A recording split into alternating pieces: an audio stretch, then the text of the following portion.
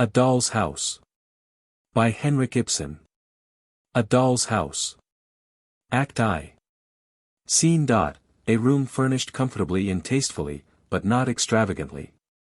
At the back, a door to the right leads to the entrance hall, another to the left leads to Helmer's study. Between the doors stands a piano. In the middle of the left-hand wall is a door, and beyond it a window. Near the window are a round table, armchairs and a small sofa. In the right-hand wall, at the farther end, another door. And on the same side, nearer the footlights, a stove, 2 easy chairs and a rocking chair, between the stove and the door, a small table.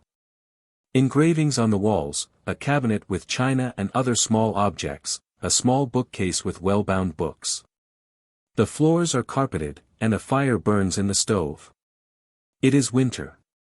A bell rings in the hall, shortly afterwards the door is heard to open. Enter Nora, humming a tune and in high spirits. She is in outdoor dress and carries a number of parcels. These she lays on the table to the right.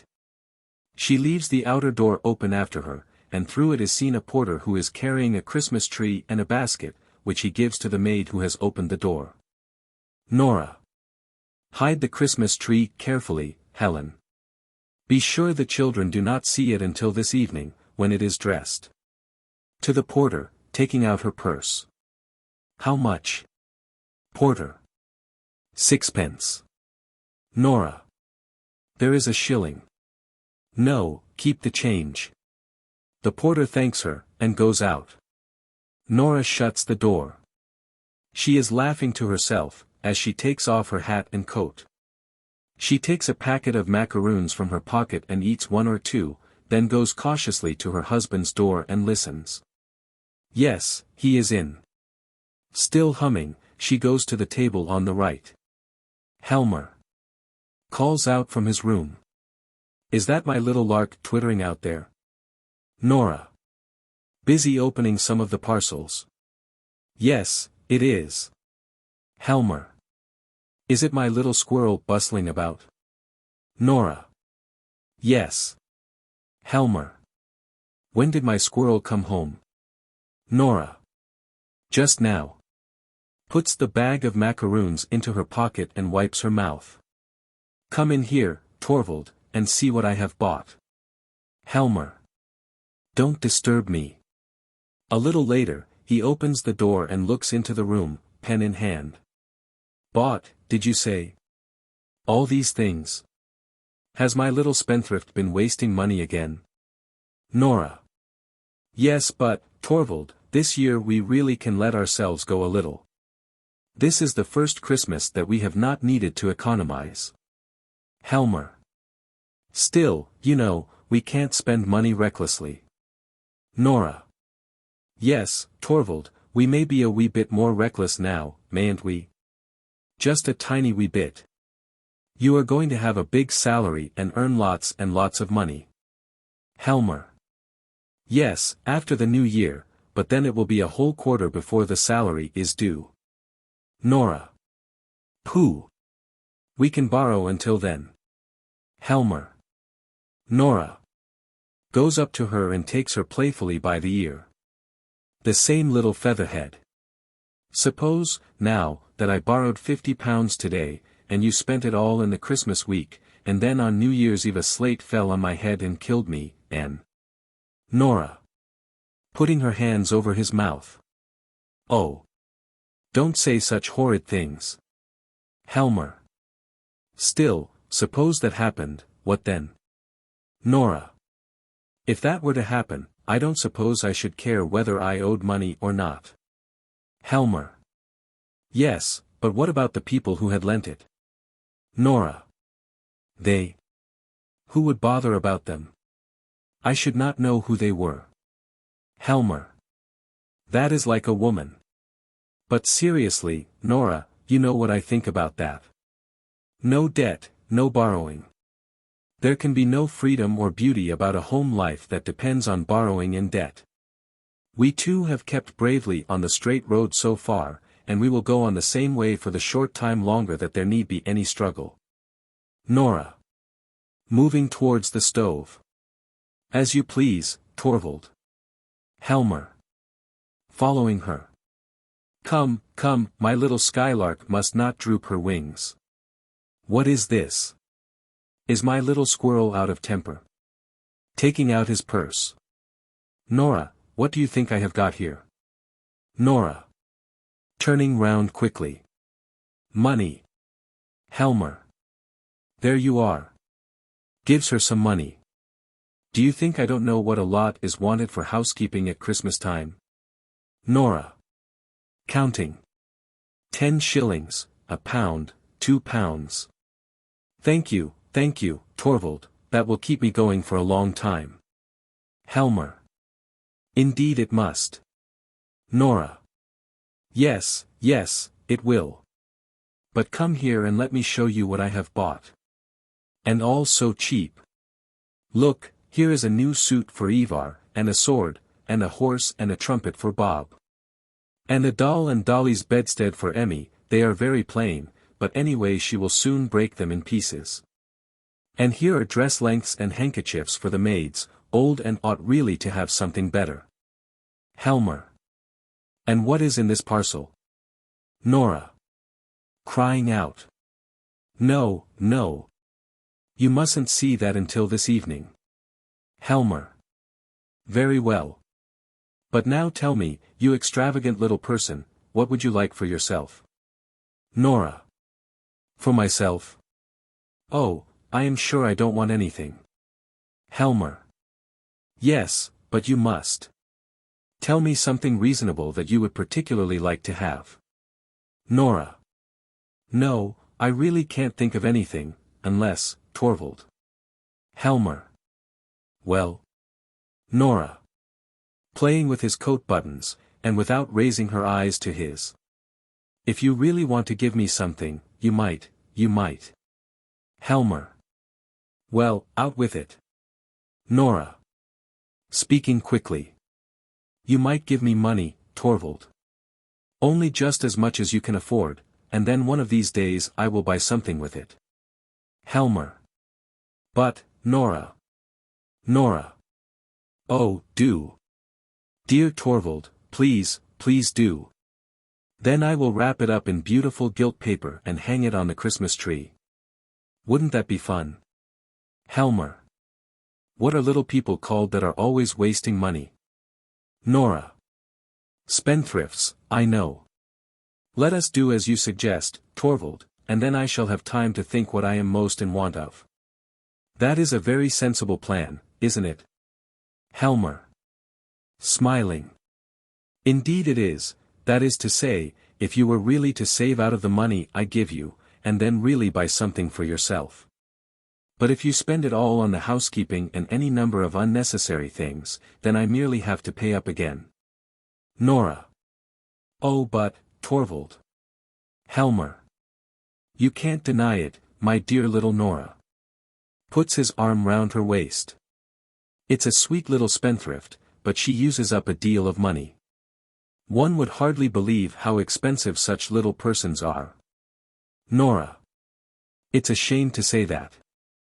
I do really save all I can. Helmer. Laughing. That's very true, all you can. But you can't save anything. Nora. Smiling quietly and happily. You haven't any idea how many expenses we skylarks and squirrels have, Torvald. Helmer. You are an odd little soul. Very like your father. You always find some new way of wheedling money out of me, and, as soon as you have got it, it seems to melt in your hands. You never know where it has gone. Still, one must take you as you are. It is in the blood. For indeed it is true that you can inherit these things, Nora. Nora. Ah, I wish I had inherited many of Papa's qualities. Helmer. And I would not wish you to be anything but just what you are, my sweet little skylark. But, do you know, it strikes me that you are looking rather, what shall I say, rather uneasy today. Nora. Do I? Helmer. You do, really. Look straight at me. Nora. Looks at him. Well, Helmer. Wagging his finger at her. Hasn't Miss Sweet Tooth been breaking rules in town today? Nora. No, what makes you think that? Helmer. Hasn't she paid a visit to the confectioner's? Nora. No, I assure you, Torvald. Helmer. Not been nibbling sweets? Nora. No, certainly not. Helmer. Not even taken a bite at a macaroon or two? Nora. No, Torvald, I assure you really. Helmer. There, of course I was only joking. Nora. Going to the table on the right. I should not think of going against your wishes. Helmer. No, I am sure of that, besides, you gave me your word, going up to her. Keep your little Christmas secrets to yourself, my darling. They will all be revealed tonight when the Christmas tree is lit, no doubt. Nora. Did you remember to invite Dr. Rank? Helmer. No. But there is no need, as a matter of course he will come to dinner with us. However, I will ask him when he comes in this morning. I have ordered some good wine. Nora, you can't think how I am looking forward to this evening. Nora. So am I. And how the children will enjoy themselves, Torvald. Helmer. It is splendid to feel that one has a perfectly safe appointment, and a big enough income. It's delightful to think of, isn't it? Nora. It's wonderful. Helmer. Do you remember last Christmas? For a full 3 weeks beforehand you shut yourself up every evening until long after midnight, making ornaments for the Christmas tree, and all the other fine things that were to be a surprise to us. It was the dullest 3 weeks I ever spent. Nora. I didn't find it dull. Helmer. Smiling. But there was precious little result, Nora. Nora. Oh, you shouldn't tease me about that again. How could I help the cats going in and tearing everything to pieces? Helmer. Of course you couldn't, poor little girl. You had the best of intentions to please us all, and that's the main thing. But it is a good thing that our hard times are over. Nora. Yes, it is really wonderful. Helmer. This time I needn't sit here and be dull all alone, and you needn't ruin your dear eyes and your pretty little hands. Nora. Clapping her hands. No, Torvald, I needn't any longer, need I?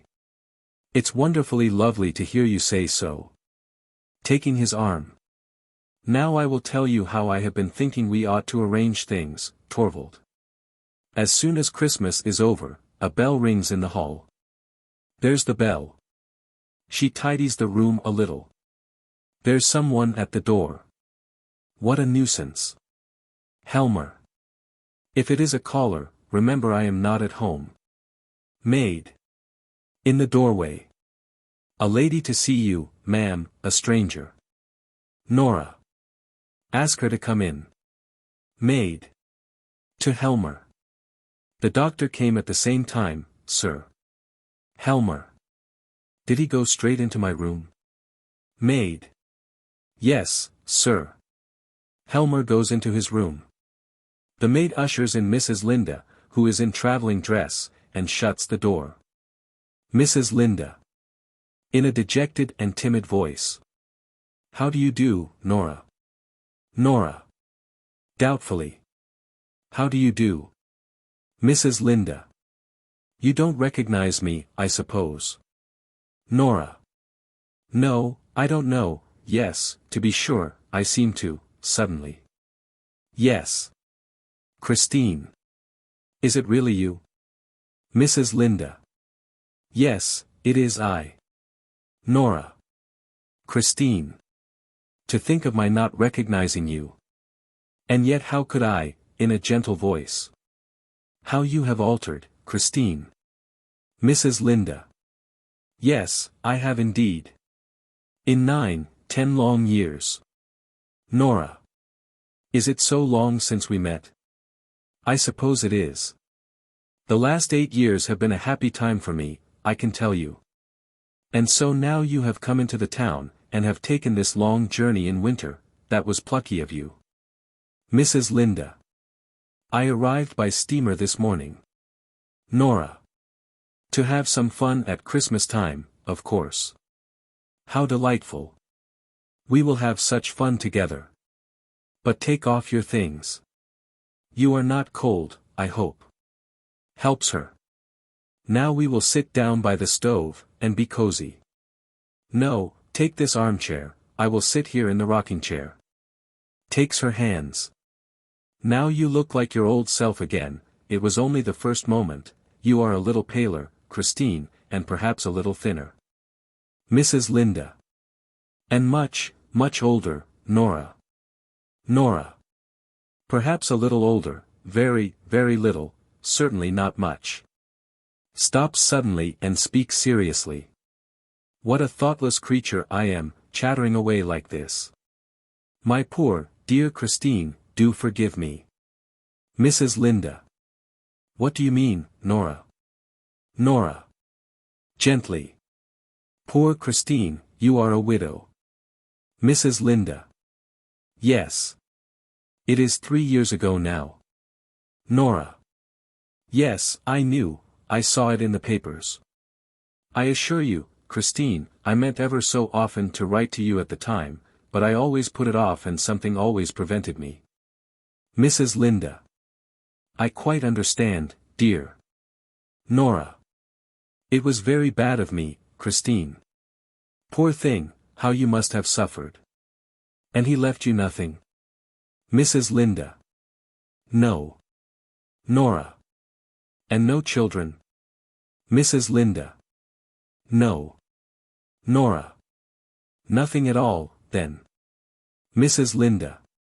Not even any sorrow or grief to live upon. Nora. Looking incredulously at her. But, Christine, is that possible? Mrs. Linda. Smiles sadly and strokes her hair. It sometimes happens, Nora. Nora. So you are quite alone. How dreadfully sad that must be. I have 3 lovely children. You can't see them just now, for they are out with their nurse. But now you must tell me all about it. Mrs. Linda. No, no, I want to hear about you. Nora. No, you must begin. I mustn't be selfish today I must only think of your affairs. But there is one thing I must tell you. Do you know we have just had a great piece of good luck? Mrs. Linda. No, what is it? Nora. Just fancy, my husband has been made manager of the bank. Mrs. Linda. Your husband? What good luck. Nora. Yes, tremendous. A barrister's profession is such an uncertain thing, especially if he won't undertake unsavory cases, and naturally Torvald has never been willing to do that, and I quite agree with him. You may imagine how pleased we are. He is to take up his work in the bank at the new year, and then he will have a big salary and lots of commissions. For the future we can live quite differently, we can do just as we like. I feel so relieved and so happy, Christine. It will be splendid to have heaps of money and not need to have any anxiety, won't it? Mrs. Linda. Yes, anyhow I think it would be delightful to have what one needs. Nora. No, not only what one needs, but heaps and heaps of money. Mrs. Linda. Smiling.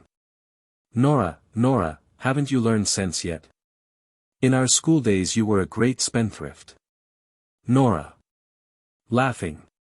Yes, that is what Torvald says now. Wags her finger at her. But, Nora is not so silly as you think. We have not been in a position for me to waste money. We have both had to work. Mrs. Linda. You too? Nora. Yes, odds and ends, needlework, crochet work, embroidery, and that kind of thing. Dropping her voice. And other things as well. You know Torvald left his office when we were married. There was no prospect of promotion there, and he had to try and earn more than before.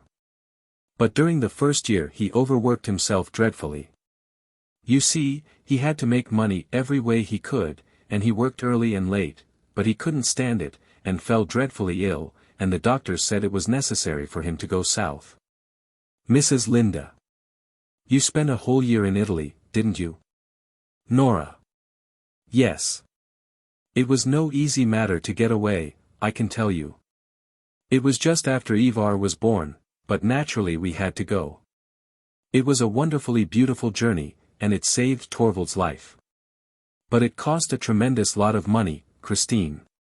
Mrs. Linda. So I should think. Nora. It cost about £250. That's a lot, isn't it? Mrs. Linda.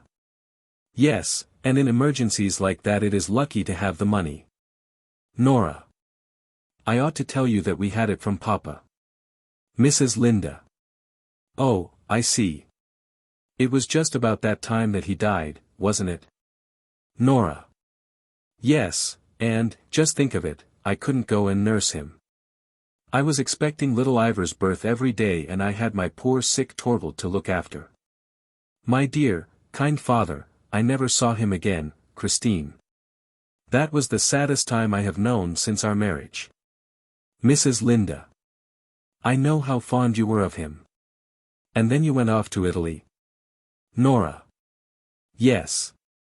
You see we had money then, and the doctors insisted on our going, so we started a month later. Mrs. Linda. And your husband came back quite well? Nora. As sound as a bell. Mrs. Linda. But, the doctor? Nora. What doctor? Mrs. Linda. I thought your maid said the gentleman who arrived here just as I did, was the doctor. Nora. Yes, that was Dr. Rank, but he doesn't come here professionally. He is our greatest friend, and comes in at least once every day. No, Torvald has not had an hour's illness since then, and our children are strong and healthy and so am I, jumps up and claps her hands. Christine. Christine. It's good to be alive and happy, but how horrid of me. I am talking of nothing but my own affairs. Sits on a stool near her, and rests her arms on her knees. You mustn't be angry with me. Tell me, is it really true that you did not love your husband? Why did you marry him? Mrs. Linda. My mother was alive then, and was bedridden and helpless, and I had to provide for my 2 younger brothers, so I did not think I was justified in refusing his offer. Nora. No, perhaps you were quite right. He was rich at that time, then. Mrs. Linda. I believe he was quite well off. But his business was a precarious one, and, when he died, it all went to pieces and there was nothing left. Nora. And then? Mrs. Linda. Well, I had to turn my hand to anything I could find, first a small shop, then a small school, and so on. The last 3 years have seemed like one long working day, with no rest. Now it is at an end, Nora. My poor mother needs me no more, for she is gone, and the boys do not need me either, they have got situations and can shift for themselves. Nora. What a relief you must feel if. Mrs. Linda. No, indeed, I only feel my life unspeakably empty. No one to live for any more. Gets up restlessly. That was why I could not stand the life in my little backwater any longer. I hope it may be easier here to find something which will busy me and occupy my thoughts. If only I could have the good luck to get some regular work, office work of some kind. Nora. But, Christine, that is so frightfully tiring, and you look tired out now. You had far better go away to some watering place. Mrs. Linda. Walking to the window. I have no father to give me money for a journey, Nora. Nora. Rising. Oh, don't be angry with me. Mrs. Linda. Going up to her. It is you that must not be angry with me, dear. The worst of a position like mine is that it makes one so bitter. No one to work for, and yet obliged to be always on the lookout for chances. One must live, and so one becomes selfish. When you told me of the happy turn your fortunes have taken, you will hardly believe it, I was delighted not so much on your account as on my own. Nora. How do you mean? Oh, I understand. You mean that perhaps Torvald could get you something to do. Mrs. Linda. Yes, that was what I was thinking of. Nora. He must, Christine. Just leave it to me, I will broach the subject very cleverly, I will think of something that will please him very much. It will make me so happy to be of some use to you. Mrs. Linda. How kind you are, Nora, to be so anxious to help me. It is doubly kind in you, for you know so little of the burdens and troubles of life. Nora. I know so little of them. Mrs. Linda. Smiling. My dear. Small household cares and that sort of thing, you are a child, Nora. Nora. Tosses her head and crosses the stage. You ought not to be so superior. Mrs. Linda. No. Nora. You are just like the others. They all think that I am incapable of anything really serious. Mrs. Linda. Come, come. Nora. That I have gone through nothing in this world of cares. Mrs. Linda. But, my dear Nora, you have just told me all your troubles. Nora. Pooh. Those were trifles. Lowering her voice. I have not told you the important thing. Mrs. Linda. The important thing? What do you mean? Nora. You look down upon me altogether, Christine, but you ought not to. You are proud, aren't you, of having worked so hard and so long for your mother? Mrs. Linda. Indeed, I don't look down on anyone. But it is true that I am both proud and glad to think that I was privileged to make the end of my mother's life almost free from care. Nora. And you are proud to think of what you have done for your brothers? Mrs. Linda. I think I have the right to be. Nora. I think so, too. But now, listen to this, I too have something to be proud and glad of. Mrs. Linda. I have no doubt you have. But what do you refer to? Nora. Speak low, suppose Torvald were to hear.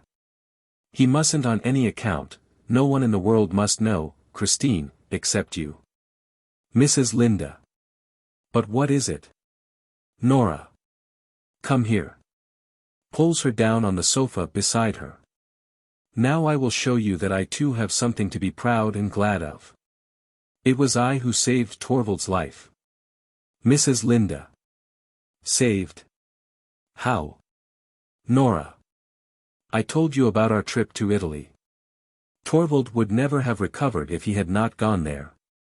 Mrs. Linda. Yes, but your father gave you the necessary funds. Nora. Smiling.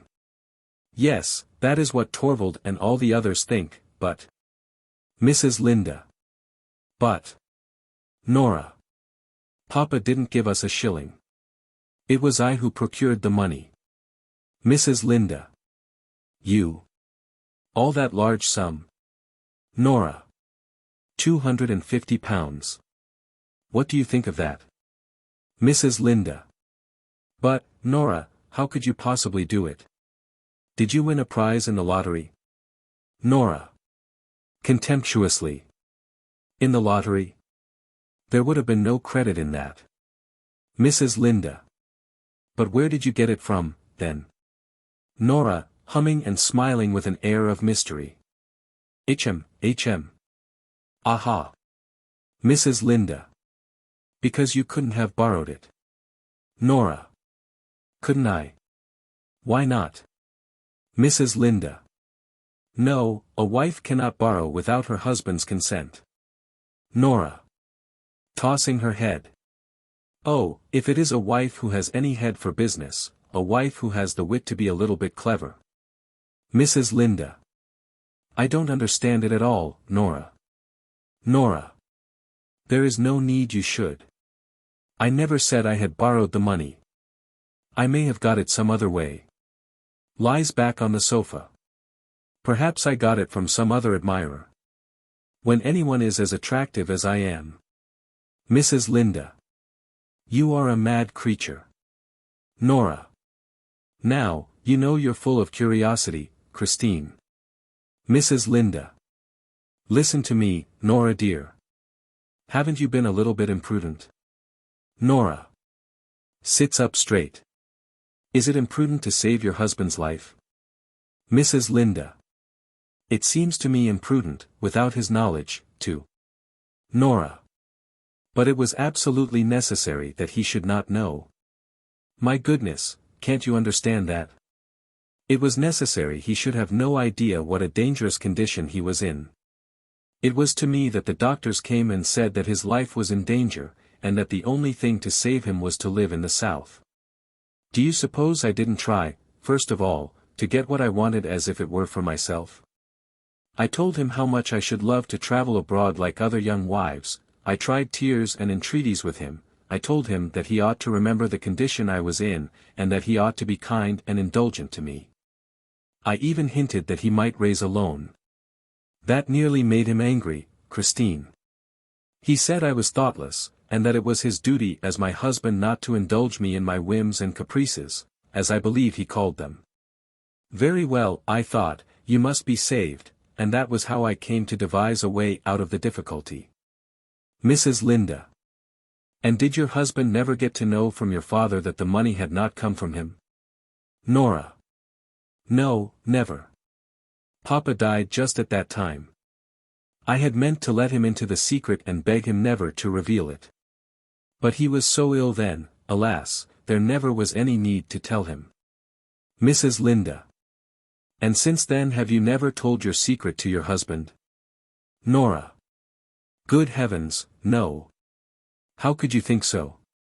A man who has such strong opinions about these things. And besides, how painful and humiliating it would be for Torvald, with his manly independence, to know that he owed me anything. It would upset our mutual relations altogether. Our beautiful happy home would no longer be what it is now. Mrs. Linda. Do you mean never to tell him about it? Nora. Meditatively, and with a half-smile. Yes, someday, perhaps, after many years, when I am no longer as nice-looking as I am now. Don't laugh at me. I mean, of course, when Torvald is no longer as devoted to me as he is now, when my dancing, dressing up and reciting have palled on him. Then it may be a good thing to have something in reserve, breaking off. What nonsense! That time will never come. Now, what do you think of my great secret, Christine? Do you still think I am of no use? I can tell you, too, that this affair has caused me a lot of worry. It has been by no means easy for me to meet my engagements punctually. I may tell you that there is something that is called, in business, quarterly interest, and another thing called payment in installments, and it is always so dreadfully difficult to manage them. I have had to save a little here and there, where I could, you understand. I have not been able to put aside much from my housekeeping money, for Torvald must have a good table. I couldn't let my children be shabbily dressed. I have felt obliged to use up all he gave me for them, the sweet little darlings. Mrs. Linda. So it has all had to come out of your own necessaries of life, poor Nora. Nora. Of course. Besides, I was the one responsible for it. Whenever Torvald has given me money for new dresses and such things, I have never spent more than half of it. I have always bought the simplest and cheapest things. Thank heaven, any clothes look well on me, and so Torvald has never noticed it. But it was often very hard on me, Christine, because it is delightful to be really well dressed, isn't it? Mrs. Linda. Quite so. Nora. Well, then I have found other ways of earning money. Last winter I was lucky enough to get a lot of copying to do. So I locked myself up and sat writing every evening until quite late at night. Many a time I was desperately tired, but all the same it was a tremendous pleasure to sit there working and earning money. It was like being a man. Mrs. Linda. How much have you been able to pay off in that way? Nora. I can't tell you exactly. You see, it is very difficult to keep an account of a business matter of that kind. I only know that I have paid every penny that I could scrape together. Many a time I was at my wit's end. Smiles. Then I used to sit here and imagine that a rich old gentleman had fallen in love with me. Mrs. Linda. What? Who was it? Nora. Be quiet, that he had died. And that when his will was opened it contained, written in big letters, the instruction, the lovely Mrs. Nora Helmer is to have all I possess paid over to her at once in cash. Mrs. Linda. But, my dear Nora, who could the man be? Nora. Good gracious, can't you understand? There was no old gentleman at all, it was only something that I used to sit here and imagine, when I couldn't think of any way of procuring money. But it's all the same now. The tiresome old person can stay where he is, as far as I am concerned. I don't care about him or his will either, for I am free from care now. Jumps up. My goodness, it's delightful to think of, Christine. Free from care. To be able to be free from care, quite free from care, to be able to play and romp with the children, to be able to keep the house beautifully and have everything just as Torvald likes it. And, think of it, soon the spring will come and the big blue sky. Perhaps we shall be able to take a little trip, perhaps I shall see the sea again. Oh, it's a wonderful thing to be alive and be happy. A bell is heard in the hall. Mrs. Linda. Rising. There is the bell, perhaps I had better go. Nora. No, don't go, no one will come in here, it is sure to be for Torvald. Servant. At the hall door. Excuse me, ma'am, there is a gentleman to see the master, and as the doctor is with him. Nora. Who is it? Krogstad. At the door. It is I, Mrs. Helmer. Mrs. Linda starts, trembles, and turns to the window. Nora. Takes a step towards him, and speaks in a strained, low voice. You. What is it? What do you want to see my husband about? Krogstad. Bank business, in a way. I have a small post in the bank, and I hear your husband is to be our chief now. Nora. Then it is. Krogstad. Nothing but dry business matters, Mrs. Helmer, absolutely nothing else. Nora. Be so good as to go into the study, then. She bows indifferently to him and shuts the door into the hall. Then comes back and makes up the fire in the stove. Mrs. Linda. Nora, who was that man? Nora. A lawyer, of the name of Krogstad. Mrs. Linda. Then it really was he. Nora. Do you know the man? Mrs. Linda. I used to, many years ago. At one time he was a solicitor's clerk in our town. Nora.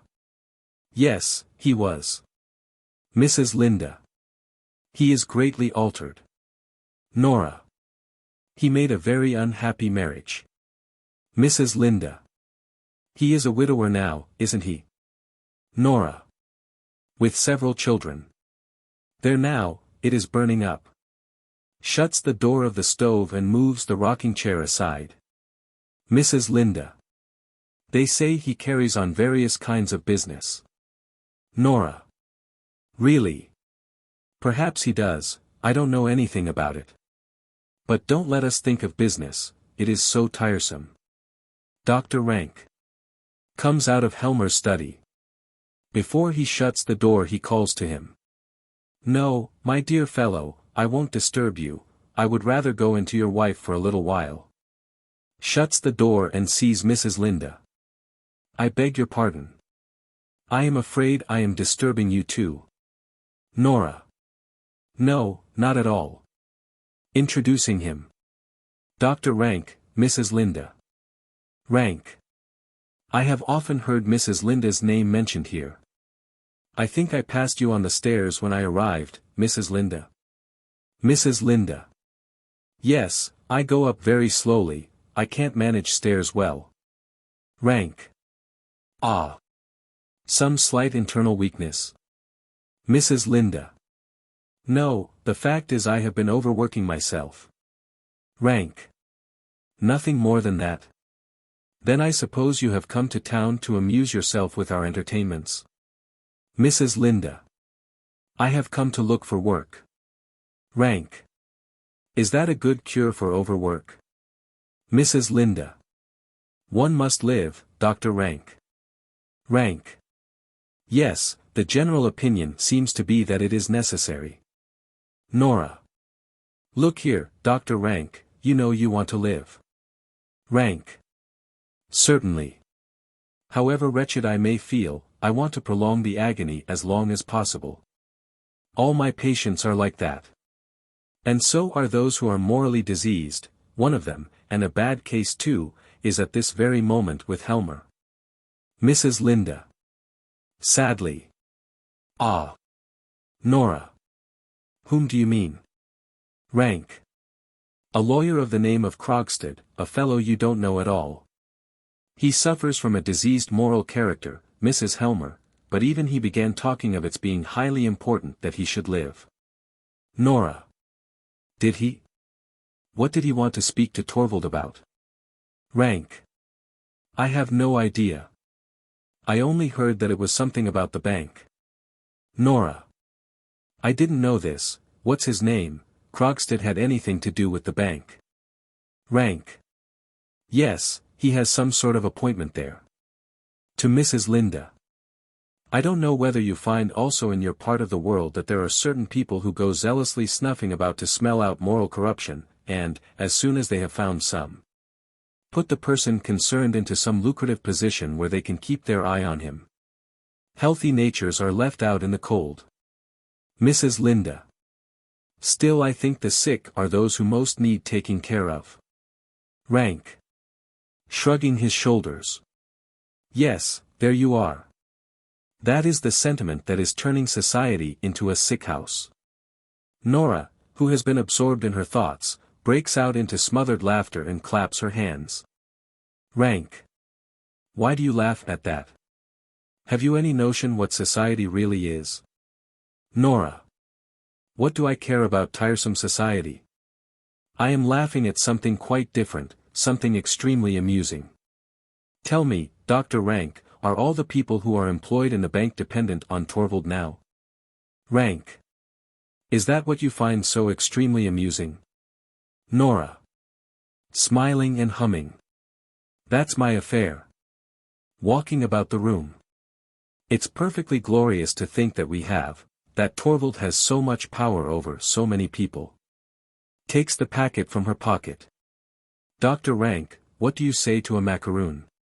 Rank. What, macaroons? I thought they were forbidden here. Nora. Yes, but these are some Christine gave me. Mrs. Linda. What? Nora. Oh, well, don't be alarmed. You couldn't know that Torvald had forbidden them. I must tell you that he is afraid they will spoil my teeth. But, bah, once in a way, that's so, isn't it, Dr. Rank? By your leave. Puts a macaroon into his mouth. You must have one too, Christine. And I shall have one, just a little one, or at most two. Walking about. I am tremendously happy. There is just one thing in the world now that I should dearly love to do. Rank. Well, what is that? Nora. It's something I should dearly love to say, if Torvald could hear me. Rank. Well, why can't you say it? Nora. No, I daren't, it's so shocking. Mrs. Linda. Shocking. Rank. Well, I should not advise you to say it. Still, with us you might. What is it you would so much like to say if Torvald could hear you? Nora. I should just love to say, well, I'm damned. Rank. Are you mad? Mrs. Linda. Nora, dear. Rank. Say it, here he is. Nora. Hiding the packet. Hush. Hush. Hush. Helmer comes out of his room, with his coat over his arm and his hat in his hand. Nora. Well, Torvald dear, have you got rid of him? Helmer. Yes, he has just gone. Nora. Let me introduce you, this is Christine, who has come to town. Helmer. Christine. Excuse me, but I don't know. Nora. Mrs. Linda, dear, Christine Linda. Helmer. Of course. A school friend of my wife's, I presume. Mrs. Linda. Yes, we have known each other since then. Nora. And just think, she has taken a long journey in order to see you. Helmer. What do you mean? Mrs. Linda. No, really, Nora. Christine is tremendously clever at bookkeeping, and she is frightfully anxious to work under some clever man, so as to perfect herself. Helmer. Very sensible, Mrs. Linda. Nora. And when she heard you had been appointed manager of the bank, the news was telegraphed, you know, she travelled here as quick as she could. Torvald, I am sure you will be able to do something for Christine, for my sake, won't you? Helmer. Well, it is not altogether impossible. I presume you are a widow, Mrs. Linda. Mrs. Linda. Yes. Helmer. And have had some experience of bookkeeping? Mrs. Linda.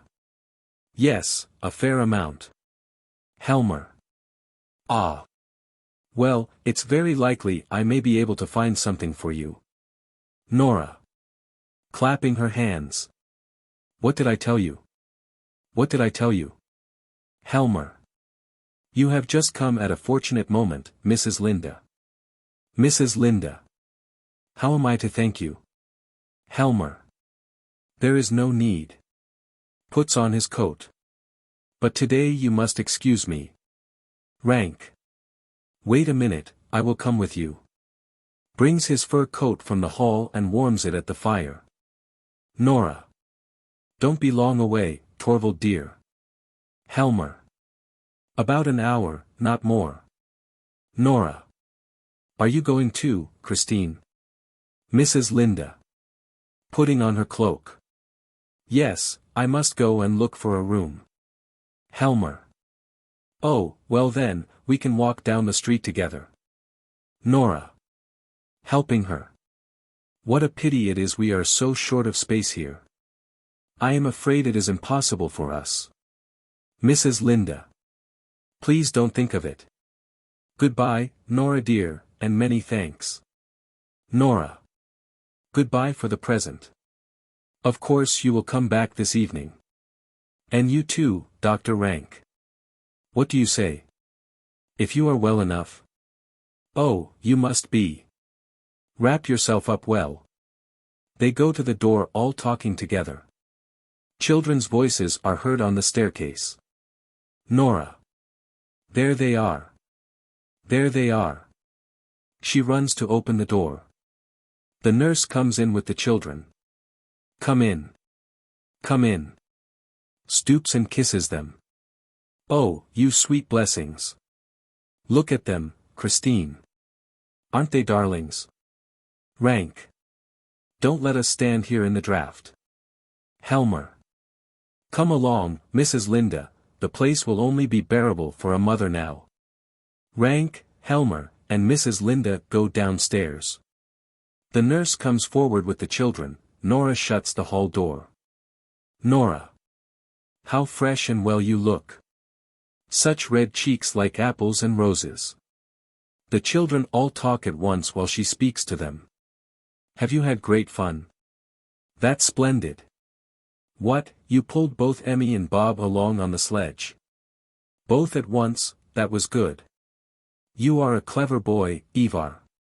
Let me take her for a little, Anne. My sweet little baby doll. Takes the baby from the maid and dances it up and down. Yes, yes, mother will dance with Bob too. What? Have you been snowballing? I wish I had been there too. No, no, I will take their things off and, please let me do it, it is such fun. Go in now, you look half frozen. There is some hot coffee for you on the stove. The nurse goes into the room on the left. Nora takes off the children's things and throws them about, while they all talk to her at once. Nora. Really? Did a big dog run after you? But it didn't bite you. No, dogs don't bite nice little dolly children. You mustn't look at the parcels, Ivar. What are they? Ah, I dare say you would like to know. No, no, it's something nasty. Come, let us have a game. What shall we play at? Hide and seek. Yes, we'll play hide and seek. Bob shall hide first. Must I hide? Very well, I'll hide first. She and the children laugh and shout, and romp in and out of the room. At last Nora hides under the table, the children rush in and out for her, but do not see her, they hear her smothered laughter, run to the table, lift up the cloth and find her. Shouts of laughter. She crawls forward and pretends to frighten them. Fresh laughter. Meanwhile there has been a knock at the hall door, but none of them has noticed it. The door is half opened, and Krogstad appears, he waits a little, the game goes on. Krogstad. Excuse me, Mrs. Helmer. Nora. With a stifled cry, turns round and gets up onto her knees. Ah. What do you want? Krogstad. Excuse me, the outer door was ajar, I suppose someone forgot to shut it. Nora. Rising. My husband is out, Mr. Krogstad. Krogstad. I know that. Nora. What do you want here, then? Krogstad. A word with you. Nora. With me, to the children, gently. Go in to nurse. What? No, the strange man won't do mother any harm. When he is gone we will have another game. She takes the children into the room on the left, and shuts the door after them. You want to speak to me? Krogstad. Yes, I do. Nora. Today. It is not the 1st of the month yet. Krogstad. No, it is Christmas Eve, and it will depend on yourself what sort of a Christmas you will spend. Nora. What do you mean? Today it is absolutely impossible for me. Krogstad. We won't talk about that until later on. This is something different. I presume you can give me a moment. Nora. Yes, yes, I can, although. Krogstad. Good. I was in Olsen's restaurant and saw your husband going down the street. Nora. Yes. Krogstad. With a lady. Nora. What then? Krogstad. May I make so bold as to ask if it was a Mrs. Linda? Nora. It was. Krogstad. Just arrived in town. Nora. Yes, today. Krogstad. She is a great friend of yours, isn't she? Nora. She is. But I don't see. Krogstad. I knew her too, once upon a time. Nora. I am aware of that. Krogstad. Are you? So you know all about it, I thought as much. Then I can ask you, without beating about the bush, is Mrs. Linda to have an appointment in the bank? Nora. What right have you to question me, Mr. Krogstad? You, one of my husband's subordinates. But since you ask, you shall know. Yes, Mrs. Linda is to have an appointment. And it was I who pleaded her cause, Mr. Krogstad, let me tell you that. Krogstad. I was right in what I thought, then. Nora. Walking up and down the stage. Sometimes one has a tiny little bit of influence, I should hope. Because one is a woman, it does not necessarily follow that. When anyone is in a subordinate position, Mr. Krogstad, they should really be careful to avoid offending anyone who. Krogstad. Who has influence? Nora. Exactly. Krogstad. Changing his tone. Mrs. Helmer, you will be so good as to use your influence on my behalf. Nora. What? What do you mean? Krogstad. You will be so kind as to see that I am allowed to keep my subordinate position in the bank. Nora.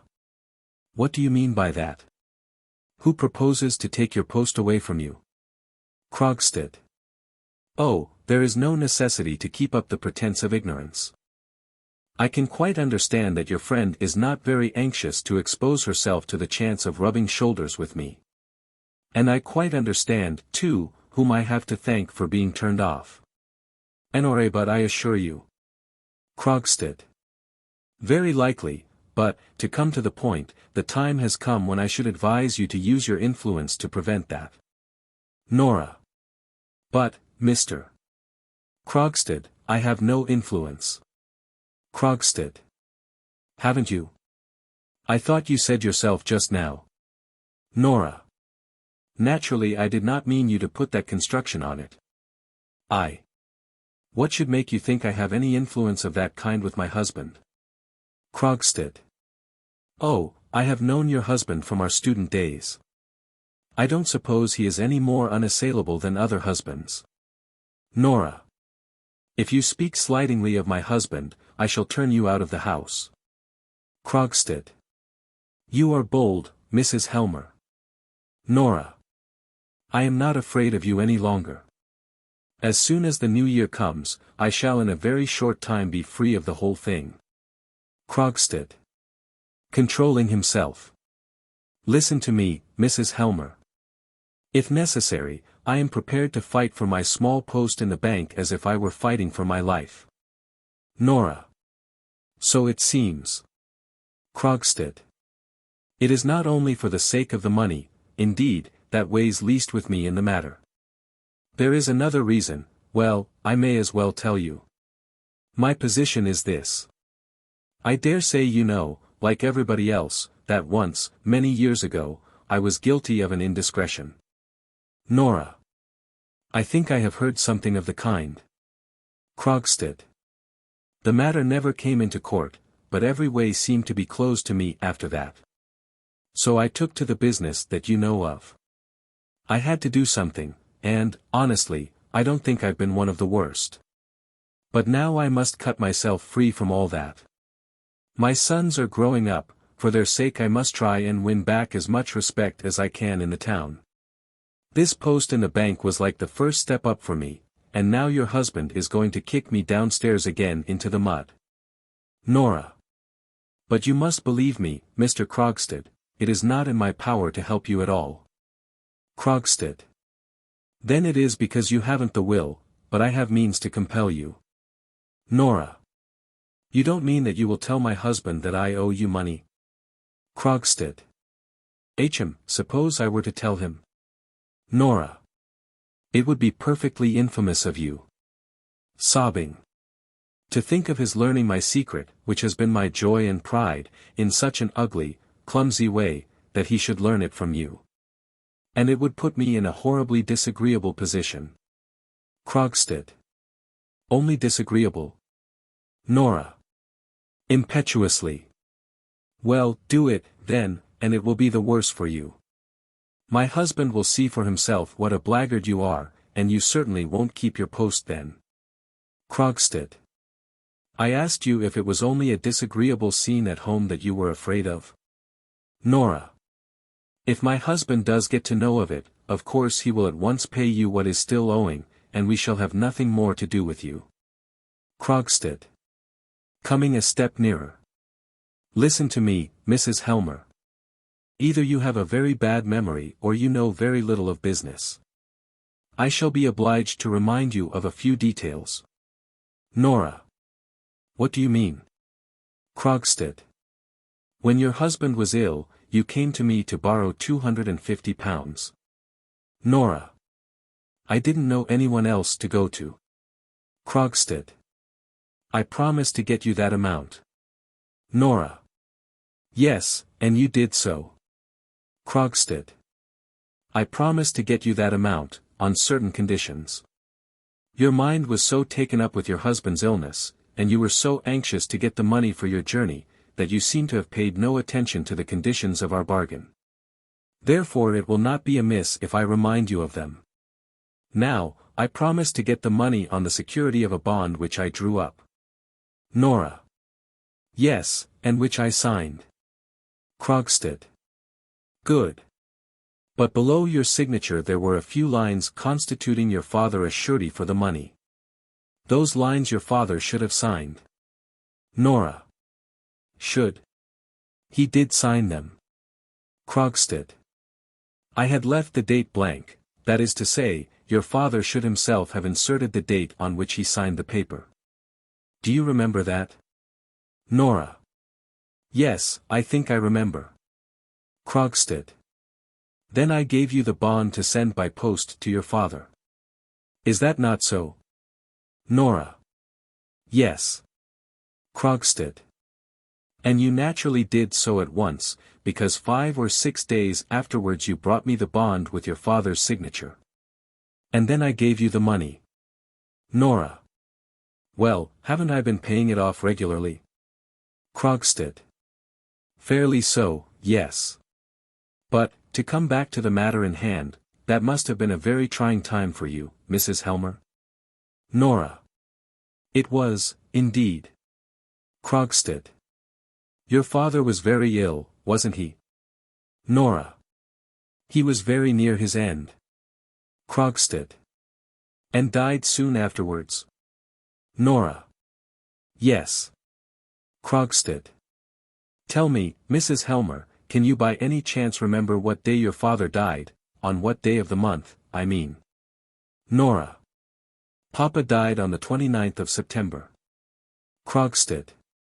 That is correct, I have ascertained it for myself. And, as that is so, there is a discrepancy, taking a paper from his pocket, which I cannot account for. Nora. What discrepancy? I don't know. Krogstad. The discrepancy consists, Mrs. Helmer, in the fact that your father signed this bond 3 days after his death. Nora. What do you mean? I don't understand. Krogstad. Your father died on the 29th of September. But, look here. Your father has dated his signature the 2nd of October. It is a discrepancy, isn't it? Nora is silent. Can you explain it to me? Nora is still silent. It is a remarkable thing, too, that the words, 2nd of October, as well as the year, are not written in your father's handwriting but in one that I think I know. Well, of course it can be explained. Your father may have forgotten to date his signature, and someone else may have dated it haphazard before they knew of his death. There is no harm in that. It all depends on the signature of the name, and that is genuine, I suppose, Mrs. Helmer. It was your father himself who signed his name here. Nora. After a short pause, throws her head up and looks defiantly at him. No, it was not. It was I that wrote Papa's name. Krogstad. Are you aware that is a dangerous confession? Nora. In what way? You shall have your money soon. Krogstad. Let me ask you a question, why did you not send the paper to your father? Nora. It was impossible, Papa was so ill. If I had asked him for his signature, I should have had to tell him what the money was to be used for, and when he was so ill himself I couldn't tell him that my husband's life was in danger, it was impossible. Krogstad. It would have been better for you if you had given up your trip abroad. Nora. No, that was impossible. That trip was to save my husband's life, I couldn't give that up. Krogstad. But did it never occur to you that you were committing a fraud on me? Nora. I couldn't take that into account, I didn't trouble myself about you at all. I couldn't bear you, because you put so many heartless difficulties in my way, although you knew what a dangerous condition my husband was in. Krogstad. Mrs. Helmer, you evidently do not realize clearly what it is that you have been guilty of. But I can assure you that my one false step, which lost me all my reputation, was nothing more or nothing worse than what you have done. Nora. You. Do you ask me to believe that you were brave enough to run a risk to save your wife's life? Krogstad. The law cares nothing about motives. Nora. Then it must be a very foolish law. Krogstad. Foolish or not, it is the law by which you will be judged, if I produce this paper in court. Nora. I don't believe it. Is a daughter not to be allowed to spare her dying father anxiety and care? Is a wife not to be allowed to save her husband's life? I don't know much about law, but I am certain that there must be laws permitting such things as that. Have you no knowledge of such laws, you who are a lawyer? You must be a very poor lawyer, Mr. Krogstad. Krogstad. Maybe. But matters of business, such business as you and I have had together, do you think I don't understand that? Very well. Do as you please. But let me tell you this, if I lose my position a second time, you shall lose yours with me. He bows, and goes out through the hall. Nora. Appears buried in thought for a short time, then tosses her head. Nonsense. Trying to frighten me like that, I am not so silly as he thinks. Begins to busy herself putting the children's things in order. And yet? No, it's impossible. I did it for love's sake. The children. In the doorway on the left. Mother, the stranger man has gone out through the gate. Nora. Yes, dears, I know. But, don't tell anyone about the stranger man. Do you hear? Not even Papa. Children. No, Mother, but will you come and play again? Nora. No, no, not now. Children. But, Mother, you promised us. Nora. Yes, but I can't now. Run away in, I have such a lot to do. Run away in, my sweet little darlings. She gets them into the room by degrees and shuts the door on them. Then sits down on the sofa, takes up a piece of needlework and sews a few stitches, but soon stops. No. Throws down the work, gets up, goes to the hall door and calls out. Helen. Bring the tree in. Goes to the table on the left, opens a drawer, and stops again. No, no. It is quite impossible. Maid. Coming in with the tree. Where shall I put it, ma'am? Nora. Here, in the middle of the floor. Maid. Shall I get you anything else? Nora. No, thank you. I have all I want. Exit maid. Nora. Begins dressing the tree. A candle here and flowers here, the horrible man. It's all nonsense, there's nothing wrong. The tree shall be splendid. I will do everything I can think of to please you, Torvald, I will sing for you, dance for you. Helmer comes in with some papers under his arm. Oh. Are you back already? Helmer. Yes. Has anyone been here? Nora. Here. No. Helmer. That is strange. I saw Krogstad going out of the gate. Nora. Did you? Oh yes, I forgot, Krogstad was here for a moment. Helmer. Nora, I can see from your manner that he has been here begging you to say a good word for him. Nora. Yes. Helmer. And you were to appear to do it of your own accord, you were to conceal from me the fact of his having been here, didn't he beg that of you too? Nora. Yes, Torvald, but... Helmer. Nora, and you would be a party to that sort of thing? To have any talk with a man like that, and give him any sort of promise? And to tell me a lie into the bargain? Nora. A lie? Helmer. Didn't you tell me no one had been here? Shakes his finger at her. My little songbird must never do that again. A songbird must have a clean beak to chirp with, no false notes. Puts his arm round her waist. That is so, isn't it? Yes, I am sure it is. Let's her go. We will say no more about it. Sits down by the stove. How warm and snug it is here. Turns over his papers. Nora. After a short pause, during which she busies herself with the Christmas tree. Torvald Helmer. Yes.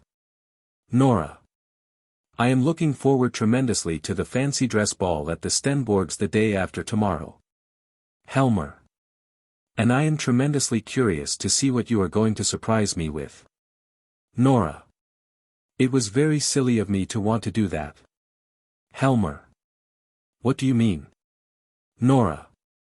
I can't hit upon anything that will do. Everything I think of seems so silly and insignificant. Helmer. Does my little Nora acknowledge that at last? Nora. Standing behind his chair with her arms on the back of it. Are you very busy, Torvald? Helmer. Well. Nora. What are all those papers? Helmer. Bank business. Nora. Already? Helmer. I have got authority from the retiring manager to undertake the necessary changes in the staff and in the rearrangement of the work. And I must make use of the Christmas week for that, so as to have everything in order for the new year. Nora. Then that was why this poor Krogstad. Helmer. Hm. Nora. Leans against the back of his chair and strokes his hair. If you hadn't been so busy I should have asked you a tremendously big favor, Torvald. Helmer. What is that? Tell me. Nora. There is no one has such good taste as you. And I do so want to look nice at the fancy dress ball. Torvald, couldn't you take me in hand and decide what I shall go as, and what sort of a dress I shall wear? Helmer. Aha. So my obstinate little woman is obliged to get someone to come to her rescue? Nora. Yes, Torvald, I can't get along a bit without your help. Helmer. Very well, I will think it over, we shall manage to hit upon something. Nora. That is nice of you. Goes to the Christmas tree. A short pause. How pretty the red flowers look. But, tell me, was it really something very bad that this Krogstad was guilty of? Helmer. He forged someone's name. Have you any idea what that means? Nora. Isn't it possible that he was driven to do it by necessity? Helmer. Yes. Or, as in so many cases, by imprudence. I am not so heartless as to condemn a man altogether because of a single false step of that kind. Nora. No, you wouldn't, would you, Torvald? Helmer. Many a man has been able to retrieve his character, if he has openly confessed his fault and taken his punishment. Nora. Punishment? Helmer. But Krogstad did nothing of that sort. He got himself out of it by a cunning trick, and that is why he has gone under altogether. Nora. But do you think it would? Helmer. Just think how a guilty man like that has to lie and play the hypocrite with every one, how he has to wear a mask in the presence of those near and dear to him, even before his own wife and children. And about the children, that is the most terrible part of it all, Nora. Nora. How? Helmer. Because such an atmosphere of lies infects and poisons the whole life of a home. Each breath the children take in such a house is full of the germs of evil. Nora. Coming nearer him. Are you sure of that? Helmer. My dear, I have often seen it in the course of my life as a lawyer. Almost everyone who has gone to the bad early in life has had a deceitful mother. Nora. Why do you only say, mother? Helmer. It seems most commonly to be the mother's influence, though naturally a bad father's would have the same result. Every lawyer is familiar with the fact. This Krogstad, now, has been persistently poisoning his own children with lies and dissimulation, that is why I say he has lost all moral character. Holds out his hands to her. That is why my sweet little Nora must promise me not to plead his cause. Give me your hand on it. Come, come, what is this? Give me your hand. There now, that's settled. I assure you it would be quite impossible for me to work with him. I literally feel physically ill when I am in the company of such people. Nora takes her hand out of his and goes to the opposite side of the Christmas tree. How hot it is in here, and I have such a lot to do. Helmer getting up and putting his papers in order. Yes, and I must try and read through some of these before dinner, and I must think about your costume, too. And it is just possible I may have something ready in gold paper to hang up on the tree. Puts his hand on her head. My precious little singing bird. He goes into his room and shuts the door after him. Nora, after a pause, whispers. No, no, it isn't true. It's impossible, it must be impossible. The nurse opens the door on the left. Nurse. The little ones are begging so hard to be allowed to come in to Mama. Nora.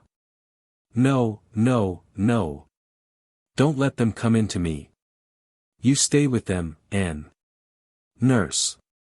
Very well, ma'am. Shuts the door. Nora. Pale with terror. Deprave my little children. Poison my home. A short pause. Then she tosses her head. It's not true. It can't possibly be true. Act 2. The same scene. The Christmas tree is in the corner by the piano, stripped of its ornaments and with burnt-down candle ends on its disheveled branches.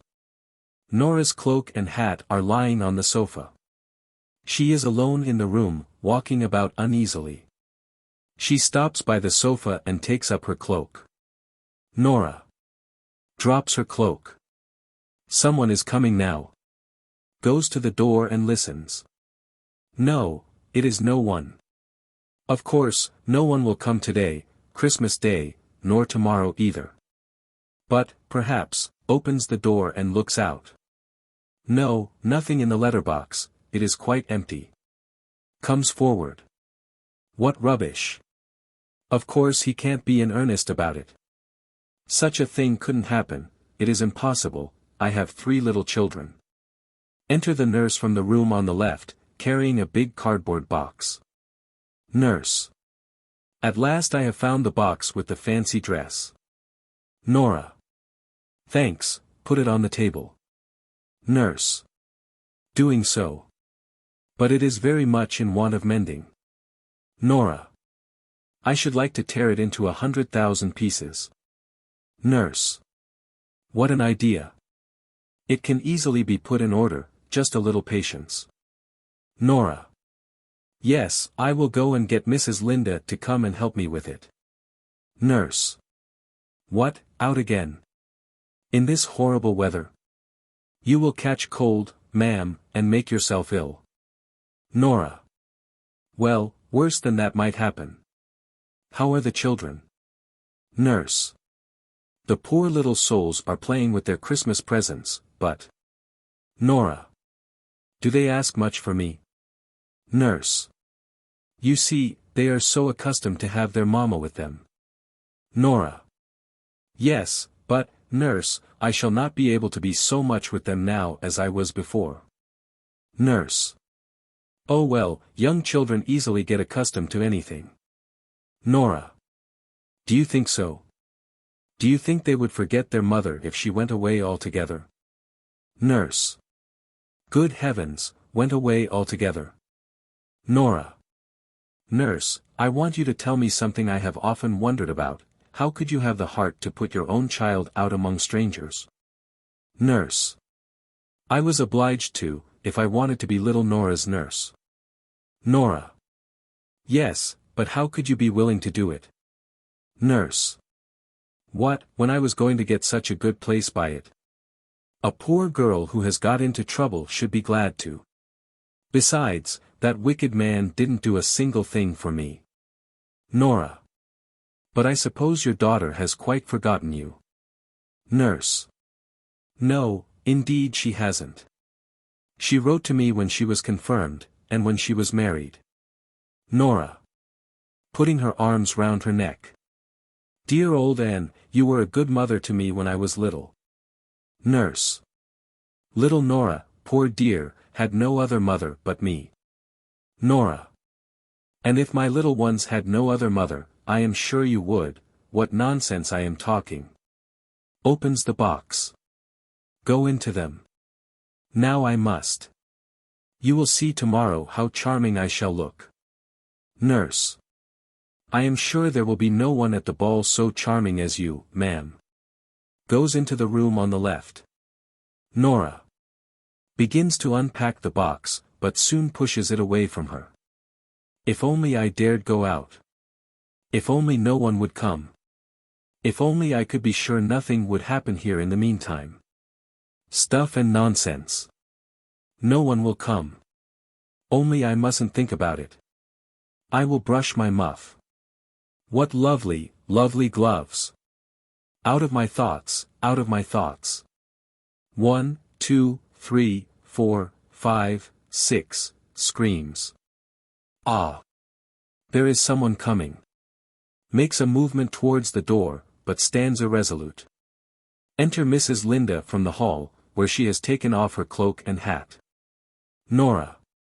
Oh, it's you, Christine. There is no one else out there, is there? How good of you to come. Mrs. Linda. I heard you were up asking for me. Nora. Yes, I was passing by. As a matter of fact, it is something you could help me with. Let us sit down here on the sofa. Look here. Tomorrow evening there is to be a fancy dress ball at the Stenborgs, who live above us.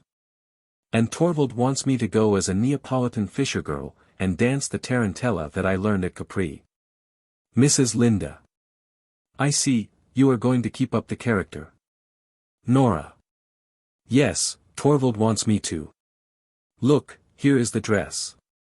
Torvald had it made for me there, but now it is all so torn, and I haven't any idea. Mrs. Linda. We will easily put that right. It is only some of the trimming come unsewn here and there, needle and thread. Now then, that's all we want. Nora. It is nice of you. Mrs. Linda. Sewing. So you are going to be dressed up tomorrow, Nora. I will tell you what, I shall come in for a moment and see you in your fine feathers. But I have completely forgotten to thank you for a delightful evening yesterday. Nora. Gets up, and crosses the stage. Well, I don't think yesterday was as pleasant as usual. You ought to have come to town a little earlier, Christine. Certainly Torvald does understand how to make a house dainty and attractive. Mrs. Linda. And so do you, it seems to me, you are not your father's daughter for nothing. But tell me, is Dr. Rank always as depressed as he was yesterday? Nora. No. Yesterday it was very noticeable. I must tell you that he suffers from a very dangerous disease. He has consumption of the spine, poor creature. His father was a horrible man who committed all sorts of excesses. And that is why his son was sickly from childhood, do you understand? Mrs. Linda. Dropping her sewing. But, my dearest Nora, how do you know anything about such things? Nora. Walking about. Pooh. When you have 3 children, you get visits now and then from married women, who know something of medical matters, and they talk about one thing and another. Mrs. Linda. Goes on sewing. A short silence. Does Dr. Rank come here every day? Nora. Every day regularly. He is Torvald's most intimate friend, and a great friend of mine too. He is just like one of the family. Mrs. Linda. But tell me this, is he perfectly sincere? I mean, isn't he the kind of man that is very anxious to make himself agreeable? Nora. Not in the least. What makes you think that? Mrs. Linda. When you introduced him to me yesterday, he declared he had often heard my name mentioned in this house. But afterwards I noticed that your husband hadn't the slightest idea who I was. So how could Dr. Rank? Nora. That is quite right, Christine. Torvald is so absurdly fond of me that he wants me absolutely to himself, as he says. At first he used to seem almost jealous if I mentioned any of the dear folk at home, so naturally I gave up doing so. But I often talk about such things with Dr. Rank, because he likes hearing about them. Mrs. Linda. Listen to me, Nora. You are still very like a child in many things, and I am older than you in many ways and have a little more experience. Let me tell you this, you ought to make an end of it with Dr. Rank. Nora. What ought I to make an end of? Mrs. Linda. Of two things, I think. Yesterday you talked some nonsense about a rich admirer who was to leave you money. Nora. An admirer who doesn't exist, unfortunately. But what then? Mrs. Linda. Is Dr. Rank a man of means? Nora. Yes, he is. Mrs. Linda. And has no one to provide for? Nora. No, no one, but. Mrs. Linda. And comes here every day? Nora. Yes, I told you so. Mrs. Linda. But how can this well-bred man be so tactless? Nora. I don't understand you at all. Mrs. Linda. Don't prevaricate, Nora. Do you suppose I don't guess who lent you the £250? Nora. Are you out of your senses? How can you think of such a thing? A friend of ours, who comes here every day. Do you realize what a horribly painful position that would be? Mrs. Linda. Then it really isn't he? Nora. No, certainly not. It would never have entered into my head for a moment. Besides, he had no money to lend then. He came into his money afterwards. Mrs. Linda. Well, I think that was lucky for you, my dear Nora. Nora. No, it would never have come into my head to ask Dr. Rank. Although I am quite sure that if I had asked him. Mrs. Linda. But of course you won't. Nora. Of course not. I have no reason to think it could possibly be necessary. But I am quite sure that if I told Dr. Rank. Mrs. Linda. Behind your husband's back. Nora. I must make an end of it with the other one, and that will be behind his back too. I must make an end of it with him. Mrs. Linda. Yes, that is what I told you yesterday, but. Nora. Walking up and down. A man can put a thing like that straight much easier than a woman. Mrs. Linda. One's husband, yes. Nora. Nonsense. Standing still. When you pay off a debt you get your bond back, don't you? Mrs. Linda. Yes, as a matter of course. Nora. And can tear it into 100,000 pieces, and burn it up, the nasty dirty paper. Mrs. Linda. Looks hard at her, lays down her sewing and gets up slowly. Nora, you are concealing something from me. Nora. Do I look as if I were? Mrs. Linda. Something has happened to you since yesterday morning. Nora, what is it? Nora. Going nearer to her. Christine. Listens. Hush. There's Torvald come home. Do you mind going in to the children for the present? Torvald can't bear to see dressmaking going on. Let him help you. Mrs. Linda. Gathering some of the things together. Certainly, but I am not going away from here until we have had it out with one another. She goes into the room on the left, as Helmer comes in from the hall. Nora. Going up to Helmer. I have wanted you so much, Torvald dear. Helmer. Was that the dressmaker? Nora. No, it was Christine, she is helping me to put my dress in order. You will see I shall look quite smart. Helmer. Wasn't that a happy thought of mine, now? Nora. Splendid. But don't you think it is nice of me, too, to do as you wish? Helmer. Nice, because you do as your husband wishes? Well, well, you little rogue, I am sure you did not mean it in that way. But I am not going to disturb you, you will want to be trying on your dress, I expect. Nora. I suppose you are going to work. Helmer. Yes. Shows her a bundle of papers. Look at that. I have just been into the bank. Turns to go into his room. Nora. Torvald. Helmer. Yes. Nora. If your little squirrel were to ask you for something very, very prettily. Helmer. What then? Nora. Would you do it? Helmer. I should like to hear what it is, first. Nora. Your squirrel would run about and do all her tricks if you would be nice, and do what she wants. Helmer. Speak plainly. Nora. Your skylark would chirp about in every room, with her song rising and falling. Helmer. Well, my skylark does that anyhow. Nora. I would play the fairy and dance for you in the moonlight, Torvald. Helmer. Nora, you surely don't mean that request you made to me this morning? Nora. Going near him. Yes, Torvald, I beg you so earnestly. Helmer. Have you really the courage to open up that question again? Nora. Yes, dear, you must do as I ask. You must let Krogstad keep his post in the bank. Helmer. My dear Nora, it is his post that I have arranged Mrs. Linda shall have. Nora. Yes, you have been awfully kind about that.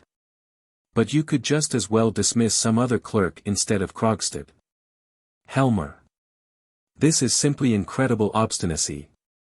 Because you chose to give him a thoughtless promise that you would speak for him, I am expected to. Nora. That isn't the reason, Torvald. It is for your own sake. This fellow writes in the most scurrilous newspapers, you have told me so yourself. He can do you an unspeakable amount of harm. I am frightened to death of him. Helmer. Ah, I understand. It is recollections of the past that scare you. Nora. What do you mean? Helmer. Naturally you are thinking of your father. Nora. Yes, yes, of course. Just recall to your mind what these malicious creatures wrote in the papers about Papa, and how horribly they slandered him. I believe they would have procured his dismissal if the department had not sent you over to inquire into it, and if you had not been so kindly disposed and helpful to him. Helmer. My little Nora, there is an important difference between your father and me. Your father's reputation as a public official was not above suspicion. Mine is, and I hope it will continue to be so, as long as I hold my office. Nora. You never can tell what mischief these men may contrive. We ought to be so well off, so snug and happy here in our peaceful home, and have no cares, you and I and the children, Torvald. That is why I beg you so earnestly. Helmer. And it is just by interceding for him that you make it impossible for me to keep him. It is already known at the bank that I mean to dismiss Krogstad. Is it to get about now that the new manager has changed his mind at his wife's bidding? Nora. And what if it did? Helmer. Of course, if only this obstinate little person can get her way. Do you suppose I am going to make myself ridiculous before my whole staff, to let people think that I am a man to be swayed by all sorts of outside influence? I should very soon feel the consequences of it, I can tell you. And besides, there is one thing that makes it quite impossible for me to have Krogstad in the bank as long as I am manager. Nora. Whatever is that? Helmer. His moral failings I might perhaps have overlooked, if necessary. Nora. Yes, you could, couldn't you? Helmer. And I hear he is a good worker, too. But I knew him when we were boys. It was one of those rash friendships that so often prove an incubus in afterlife. I may as well tell you plainly, we were once on very intimate terms with one another. But this tactless fellow lays no restraint on himself when other people are present. On the contrary, he thinks it gives him the right to adopt a familiar tone with me, and every minute it is, I say, Helmer, old fellow, and that sort of thing. I assure you it is extremely painful for me. He would make my position in the bank intolerable. Nora. Torvald, I don't believe you mean that. Helmer. Don't you? Why not? Nora. Because it is such a narrow-minded way of looking at things. Helmer. What are you saying? Narrow-minded? Do you think I am narrow-minded? Nora. No, just the opposite, dear, and it is exactly for that reason. Helmer. It's the same thing. You say my point of view is narrow-minded, so I must be so too. Narrow-minded. Very well, I must put an end to this. Goes to the hall door and calls. Helen. Nora. What are you going to do? Helmer. Looking among his papers. Settle it. Enter maid. Look here, take this letter and go downstairs with it at once. Find a messenger and tell him to deliver it, and be quick. The address is on it, and here is the money. Maid. Very well, sir. Exit with the letter. Helmer. Putting his papers together. Now then, little Miss Obstinate. Nora. Breathlessly. Torvald, what was that letter? Helmer. Krogstad's dismissal. Nora. Call her back, Torvald. There is still time. Oh Torvald, call her back. Do it for my sake, for your own sake, for the children's sake. Do you hear me, Torvald? Call her back. You don't know what that letter can bring upon us. Helmer. It's too late. Nora. Yes, it's too late. Helmer. My dear Nora, I can forgive the anxiety you are in, although really it is an insult to me. It is, indeed. Isn't it an insult to think that I should be afraid of a starving quill driver's vengeance? But I forgive you nevertheless, because it is such eloquent witness to your great love for me. Takes her in his arms. And that is as it should be, my own darling Nora.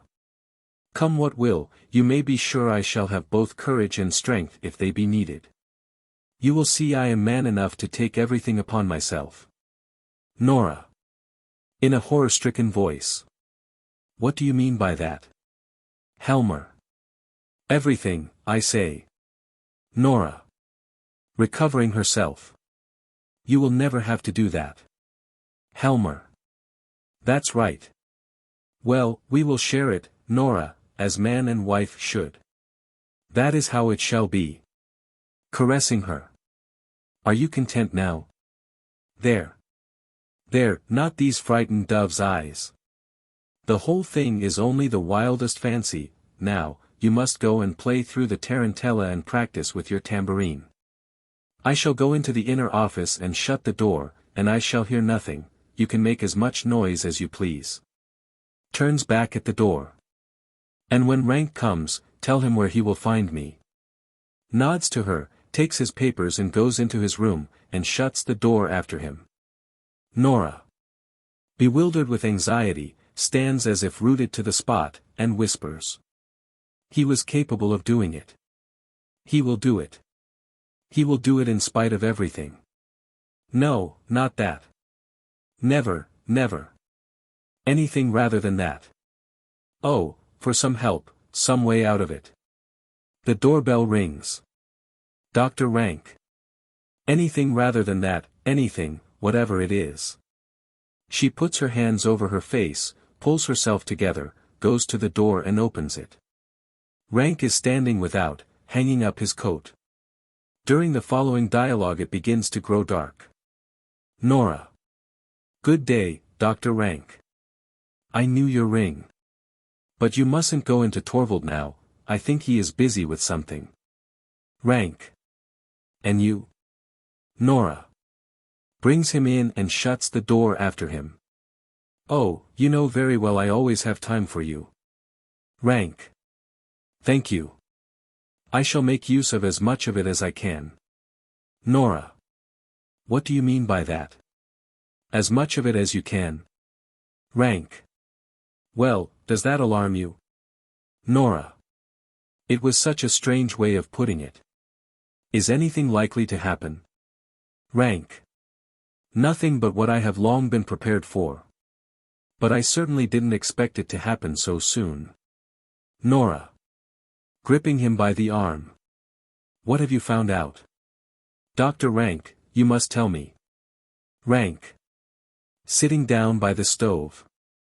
It is all up with me. And it can't be helped. Nora. With a sigh of relief. Is it about yourself? Rank. Who else? It is no use lying to oneself. I am the most wretched of all my patients, Mrs. Helmer. Lately I have been taking stock of my internal economy. Bankrupt.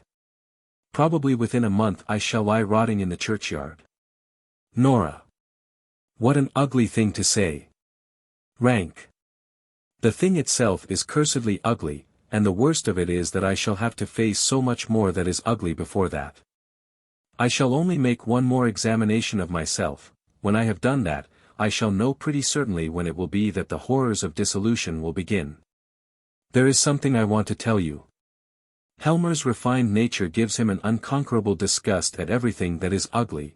I won't have him in my sick room. Nora. Oh, but, Dr. Rank. Rank. I won't have him there. Not on any account. I bar my door to him.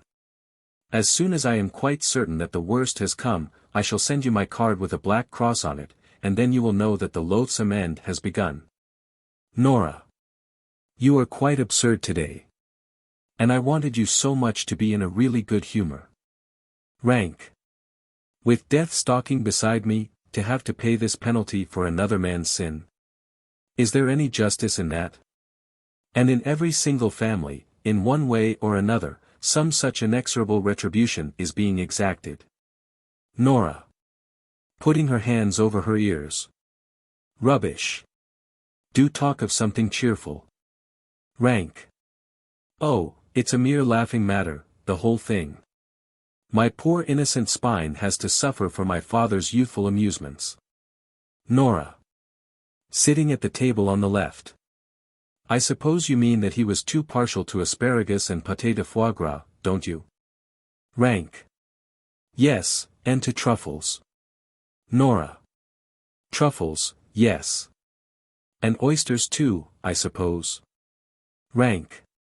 Oysters, of course, that goes without saying. Nora. And heaps of port and champagne. It is sad that all these nice things should take their revenge on our bones. Rank. Especially that they should revenge themselves on the unlucky bones of those who have not had the satisfaction of enjoying them. Nora. Yes, that's the saddest part of it all. Rank. With a searching look at her. Hm. Nora. After a short pause. Why did you smile? Rank. No, it was you that laughed. Nora. No, it was you that smiled, Dr. Rank. Rank. Rising. You are a greater rascal than I thought. Nora. I am in a silly mood today. Rank. So it seems. Nora. Putting her hands on his shoulders. Dear, dear Dr. Rank, death mustn't take you away from Torvald and me. Rank. It is a loss you would easily recover from. Those who are gone are soon forgotten. Nora. Looking at him anxiously. Do you believe that? Rank. People form new ties, and then. Nora. Who will form new ties? Rank. Both you and Helmer, when I am gone. You yourself are already on the high road to it, I think. What did that Mrs. Linda want here last night? Nora. Oh ho. You don't mean to say you are jealous of poor Christine? Rank. Yes, I am. She will be my successor in this house. When I am done for, this woman will. Nora. Hush. Don't speak so loud. She is in that room. Rank. Today again. There, you see. Nora. She has only come to sew my dress for me. Bless my soul, how unreasonable you are. Sits down on the sofa. Be nice now, Dr. Rank, and tomorrow you will see how beautifully I shall dance, and you can imagine I am doing it all for you, and for Torvald too, of course. Takes various things out of the box. Dr. Rank, come and sit down here, and I will show you something. Rank. Sitting down. What is it? Nora. Just look at those. Rank. Silk stockings. Nora. Flesh-colored. Aren't they lovely? It is so dark here now, but tomorrow. No, no, no. You must only look at the feet. Oh well, you may have leave to look at the legs too. Rank. HM. Nora. Why are you looking so critical? Don't you think they will fit me? Rank. I have no means of forming an opinion about that. Nora. Looks at him for a moment. For shame. Hits him lightly on the ear with the stockings. That's to punish you. Folds them up again. Rank. And what other nice things am I to be allowed to see? Nora. Not a single thing more, for being so naughty. She looks among the things, humming to herself. Rank. After a short silence.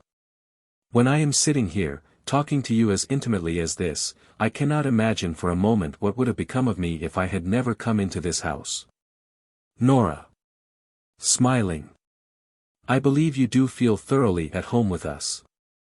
Rank. In a lower voice, looking straight in front of him. And to be obliged to leave it all. Nora. Nonsense, you are not going to leave it. Rank. As before. And not be able to leave behind one the slightest token of one's gratitude, scarcely even a fleeting regret, nothing but an empty place which the first comber can fill as well as any other. Nora. And if I asked you now for a... No. Rank. For what? Nora. For a big proof of your friendship. Rank. Yes, yes. Nora. I mean a tremendously big favor. Rank.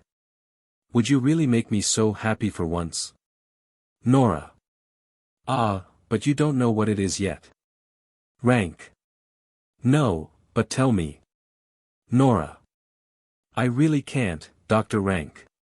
It is something out of all reason, it means advice, and help, and a favor. Rank. The bigger a thing it is the better. I can't conceive what it is you mean. Do tell me. Haven't I your confidence? Nora. More than anyone else. I know you are my truest and best friend, and so I will tell you what it is. Well, Dr. Rank, it is something you must help me to prevent. You know how devotedly, how inexpressibly deeply Torvald loves me. He would never for a moment hesitate to give his life for me. Rank. Leaning towards her. Nora, do you think he is the only one? Nora. With a slight start. The only one. Rank. The only one who would gladly give his life for your sake. Nora. Sadly. Is that it? Rank. I was determined you should know it before I went away, and there will never be a better opportunity than this. Now you know it, Nora. And now you know, too, that you can trust me as you would trust no one else. Nora.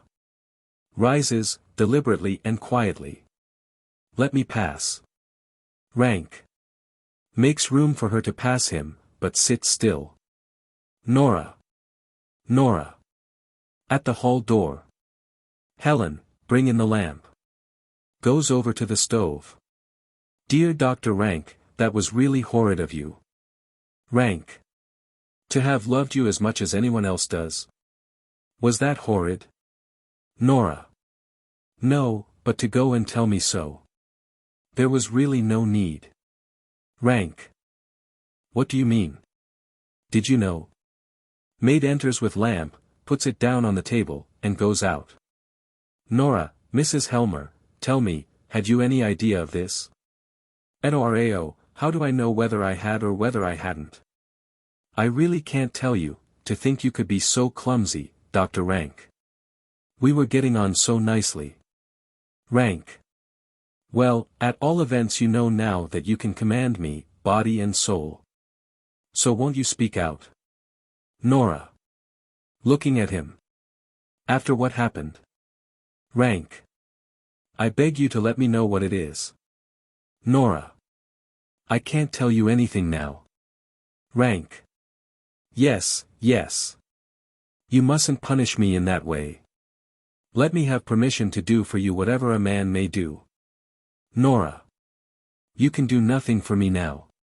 Besides, I really don't need any help at all. You will find that the whole thing is merely fancy on my part. It really is so, of course it is. Sits down in the rocking chair, and looks at him with a smile. You are a nice sort of man, Dr. Rank, don't you feel ashamed of yourself, now the lamp has come? Rank. Not a bit.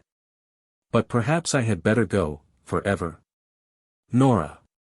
No, indeed, you shall not. Of course you must come here just as before.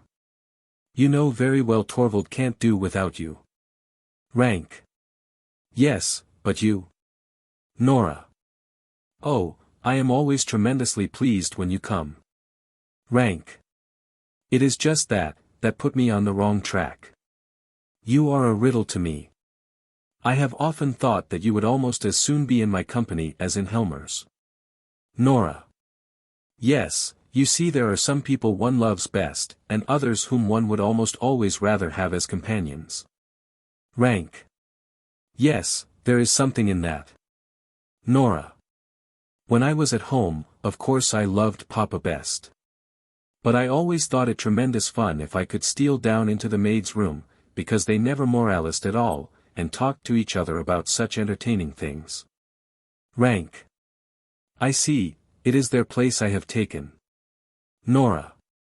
Jumping up and going to him. Oh, dear, nice Dr. Rank, I never meant that at all. But surely you can understand that being with Torvald is a little like being with Papa. Enter maid from the hall. Maid. If you please, ma'am. Whispers and hands her a card. Nora. Glancing at the card. Oh. Puts it in her pocket. Rank. Is there anything wrong? Nora. No, no, not in the least. It is only something, it is my new dress. Rank. What? Your dress is lying there. Nora. Oh, yes, that one, but this is another. I ordered it. Torvald mustn't know about it. Rank. Oh ho. Then that was the great secret. Nora. Of course. Just go in to him, he is sitting in the inner room. Keep him as long as. Rank. Make your mind easy. I won't let him escape. Goes into Helmer's room. Nora. To the maid. And he is standing waiting in the kitchen. Maid. Yes, he came up the back stairs. Nora. But didn't you tell him no one was in? Maid. Yes, but it was no good. Nora. He won't go away. Maid. No, he says he won't until he has seen you, ma'am. Nora. Well, let him come in, but quietly. Helen, you mustn't say anything about it to anyone. It is a surprise for my husband. Maid. Yes, ma'am, I quite understand. Exit. Nora. This dreadful thing is going to happen. It will happen in spite of me. No, no, no, it can't happen, it shan't happen. She bolts the door of Helmer's room. The maid opens the hall door for Krogstad and shuts it after him. He is wearing a fur coat, high boots and a fur cap. Nora. Advancing towards him. Speak low, my husband is at home. Krogstad. No matter about that. Nora. What do you want of me? Krogstad. An explanation of something. Nora. Make haste then. What is it? Krogstad. You know, I suppose, that I have got my dismissal. Nora. I couldn't prevent it, Mr. Krogstad. I fought as hard as I could on your side, but it was no good. Krogstad. Does your husband love you so little, then? He knows what I can expose you to, and yet he ventures. Nora. How can you suppose that he has any knowledge of the sort? Krogstad. I didn't suppose so at all. It would not be the least like our dear Torvald Helmer to show so much courage. Nora. Mr. Krogstad, a little respect for my husband, please. Krogstad. Certainly, all the respect he deserves. But since you have kept the matter so carefully to yourself, I make bold to suppose that you have a little clearer idea, than you had yesterday, of what it actually is that you have done. Nora. More than you could ever teach me. Krogstad. Yes, such a bad lawyer as I am. Nora. What is it you want of me? Krogstad. Only to see how you were, Mrs. Helmer. I have been thinking about you all day long. A mere cashier, a quill driver. Well, a man like me, even he has a little of what is called feeling, you know. Nora. Show it, then, think of my little children. Krogstad. Have you and your husband thought of mine? But never mind about that. I only wanted to tell you that you need not take this matter too seriously. In the first place there will be no accusation made on my part. Nora. No, of course not, I was sure of that. Krogstad. The whole thing can be arranged amicably. There is no reason why anyone should know anything about it. It will remain a secret between us three. Nora. My husband must never get to know anything about it. Krogstad. How will you be able to prevent it? Am I to understand that you can pay the balance that is owing? Nora. No, not just at present. Krogstad. Or perhaps that you have some expedient for raising the money soon. Nora. No expedient that I mean to make use of. Krogstad. Well, in any case, it would have been of no use to you now. If you stood there with ever so much money in your hand, I would never part with your bond. Nora. Tell me what purpose you mean to put it to. Krogstad.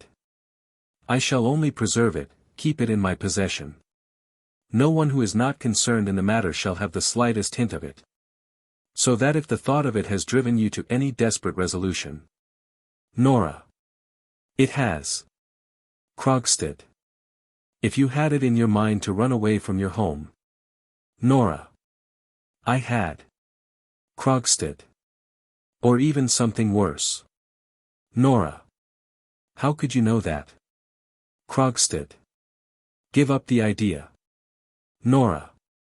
How did you know I had thought of that? Krogstad. Most of us think of that at first. I did, too, but I hadn't the courage. Nora. Faintly. No more had I. Krogstad. In a tone of relief. No, that's it, isn't it, you hadn't the courage either. Nora. No, I haven't. Krogstad. Besides, it would have been a great piece of folly. Once the first storm at home is over. I have a letter for your husband in my pocket. Nora. Telling him everything. Krogstad. In as lenient a manner as I possibly could. Nora. Quickly. He mustn't get the letter. Tear it up. I will find some means of getting money. Krogstad. Excuse me, Mrs. Helmer, but I think I told you just now. Nora. I am not speaking of what I owe you. Tell me what sum you are asking my husband for, and I will get the money. Krogstad. I am not asking your husband for a penny. Nora. What do you want, then? Krogstad. I will tell you.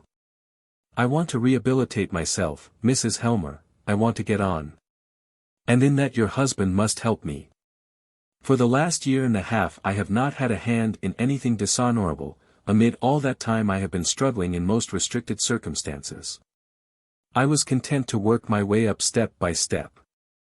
Now I am turned out, and I am not going to be satisfied with merely being taken into favor again. I want to get on, I tell you. I want to get into the bank again, in a higher position. Your husband must make a place for me. Nora. That he will never do. Krogstad. He will, I know him, he dare not protest. And as soon as I am in there again with him, then you will see. Within a year I shall be the manager's right hand. It will be Nils Krogstad and not Torvald Helmer who manages the bank. Nora. That's a thing you will never see. Krogstad. Do you mean that you will? Nora. I have courage enough for it now. Krogstad. Oh, you can't frighten me. A fine, spoilt lady like you. Nora. You will see, you will see. Krogstad. Under the ice, perhaps. Down into the cold, coal-black water. And then, in the spring, to float up to the surface, all horrible and unrecognizable, with your hair fallen out. Nora. You can't frighten me. Krogstad. Nor you me. People don't do such things, Mrs. Helmer. Besides, what use would it be? I should have him completely in my power all the same. Nora. Afterwards? When I am no longer. Krogstad. Have you forgotten that it is I who have the keeping of your reputation? Nora stands speechlessly looking at him. Well, now, I have warned you. Do not do anything foolish. When Helmer has had my letter, I shall expect a message from him. And be sure you remember that it is your husband himself who has forced me into such ways as this again. I will never forgive him for that. Goodbye, Mrs. Helmer. Exit through the hall. Nora. Goes to the hall door, opens it slightly and listens. He is going. He is not putting the letter in the box. Oh no, no. That's impossible. Opens the door by degrees. What is that? He is standing outside. He is not going downstairs. Is he hesitating? Can he? A letter drops into the box, then Krogstad's footsteps are heard, until they die away as he goes downstairs. Nora utters a stifled cry, and runs across the room to the table by the sofa. A short pause. Nora. In the letterbox. Steals across to the hall door. There it lies, Torvald, there is no hope for us now. Mrs. Linda comes in from the room on the left, carrying the dress. Mrs. Linda. There, I can't see anything more to mend now. Would you like to try it on? Nora. In a hoarse whisper. Christine, come here. Mrs. Linda. Throwing the dress down on the sofa. What is the matter with you? You look so agitated. Nora. Come here. Do you see that letter? There, look, you can see it through the glass in the letterbox. Mrs. Linda. Yes, I see it. Nora. That letter is from Krogstad. Mrs. Linda. Nora, it was Krogstad who lent you the money. Nora. Yes, and now Torvald will know all about it. Mrs. Linda. Believe me, Nora, that's the best thing for both of you. Nora. You don't know all. I forged a name. Mrs. Linda. Good heavens. Nora. I only want to say this to you, Christine, you must be my witness. Mrs. Linda. Your witness? What do you mean? What am I to? Nora. If I should go out of my mind, and it might easily happen. Mrs. Linda. Nora. Nora. Or if anything else should happen to me, anything, for instance, that might prevent my being here. Mrs. Linda. Nora. Nora. You are quite out of your mind. Nora. And if it should happen that there were someone who wanted to take all the responsibility, all the blame, you understand. Mrs. Linda. Yes, yes, but how can you suppose? Nora. Then you must be my witness, that it is not true, Christine. I am not out of my mind at all, I am in my right senses now, and I tell you no one else has known anything about it, I, and I alone, did the whole thing. Remember that. Mrs. Linda. I will, indeed. But I don't understand all this. Nora. How should you understand it? A wonderful thing is going to happen. Mrs. Linda. A wonderful thing. Nora. Yes, a wonderful thing, but it is so terrible, Christine, it mustn't happen, not for all the world. Mrs. Linda. I will go at once and see Krogstad. Nora. Don't go to him, he will do you some harm. Mrs. Linda. There was a time when he would gladly do anything for my sake. Nora. He. Mrs. Linda.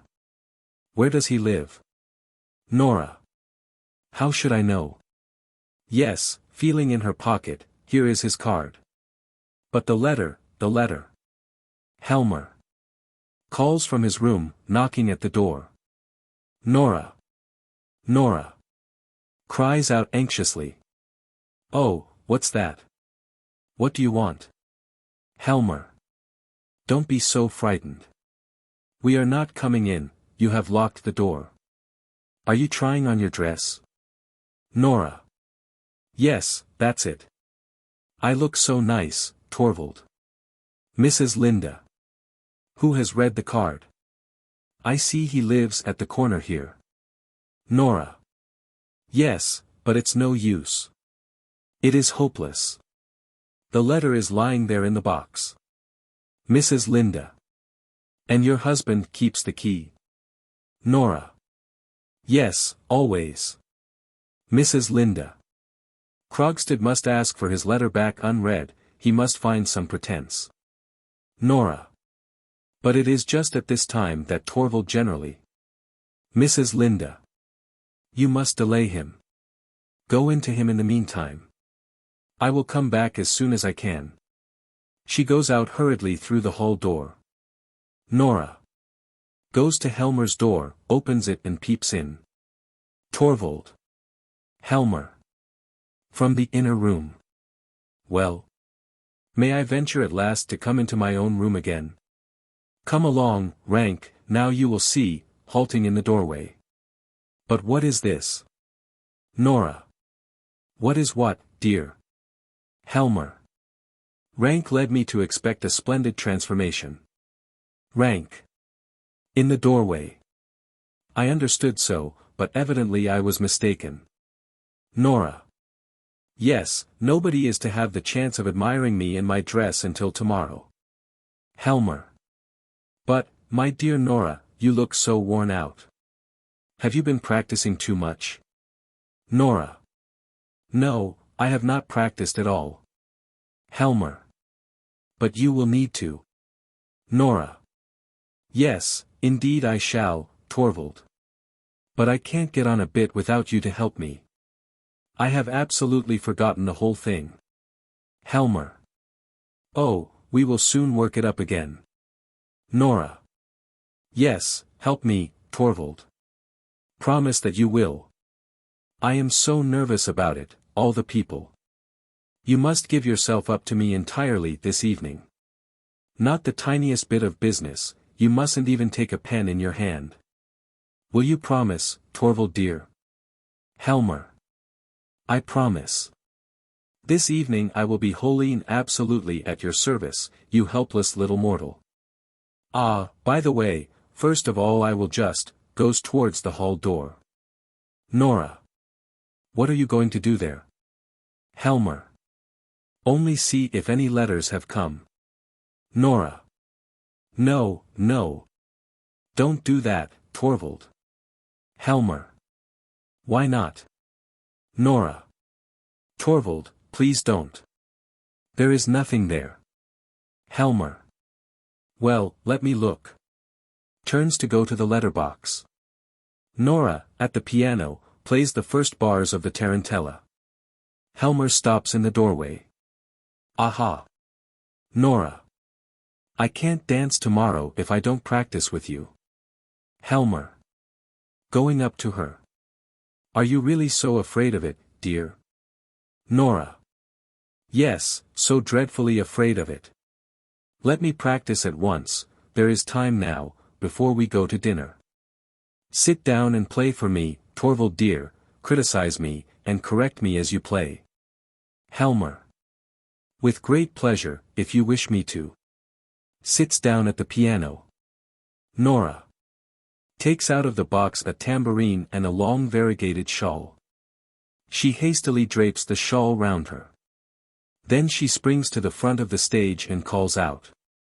Now play for me. I am going to dance. Helmer plays and Nora dances. Rank stands by the piano behind Helmer, and looks on. Helmer. As he plays.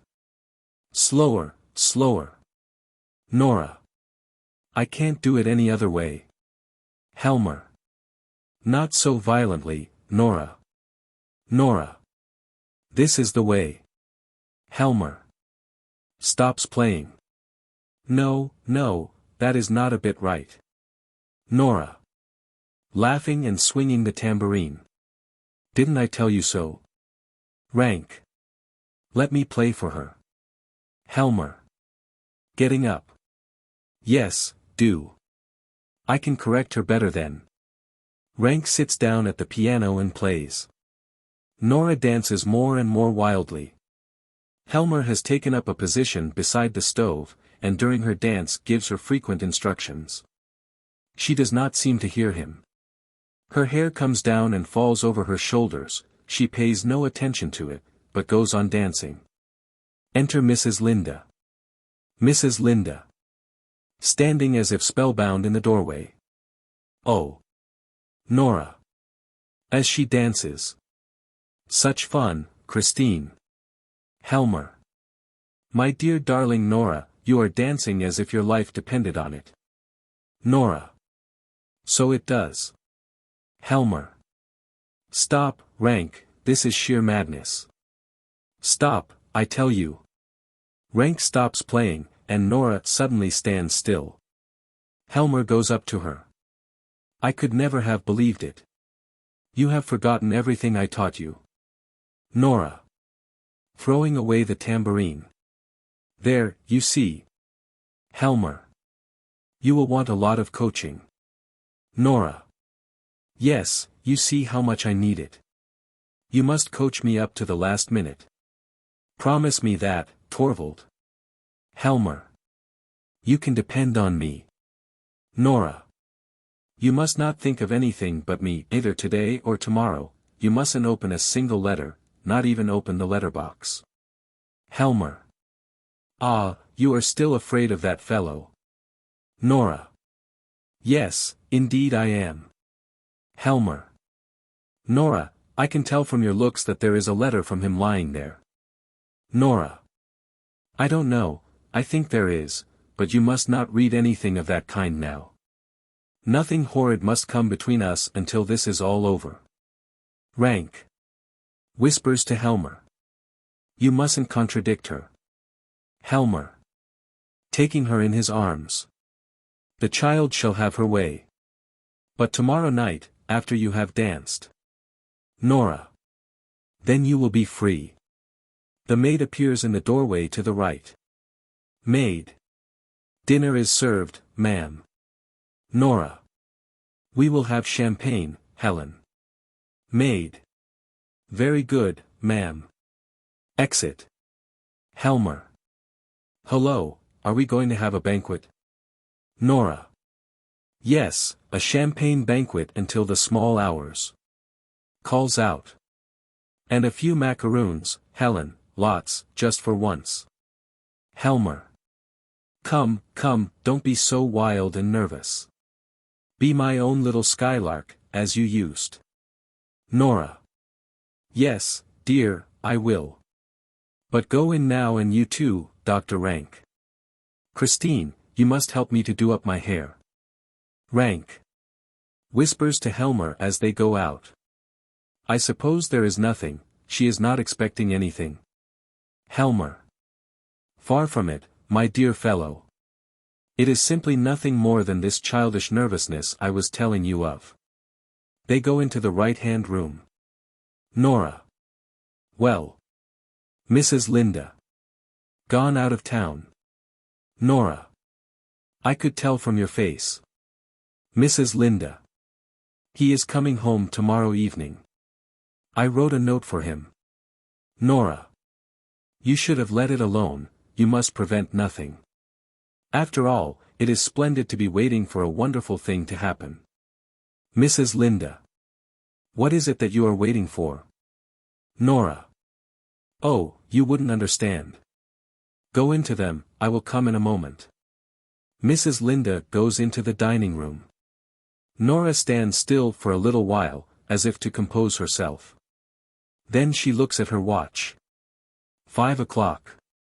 7 hours until midnight. And then 24 hours until the next midnight. Then the tarantella will be over. 24 and 7. 31 hours to live. Helmer. From the doorway on the right. Where's my little skylark? Nora. Going to him with her arms outstretched. Here she is. Act 3. The same scene.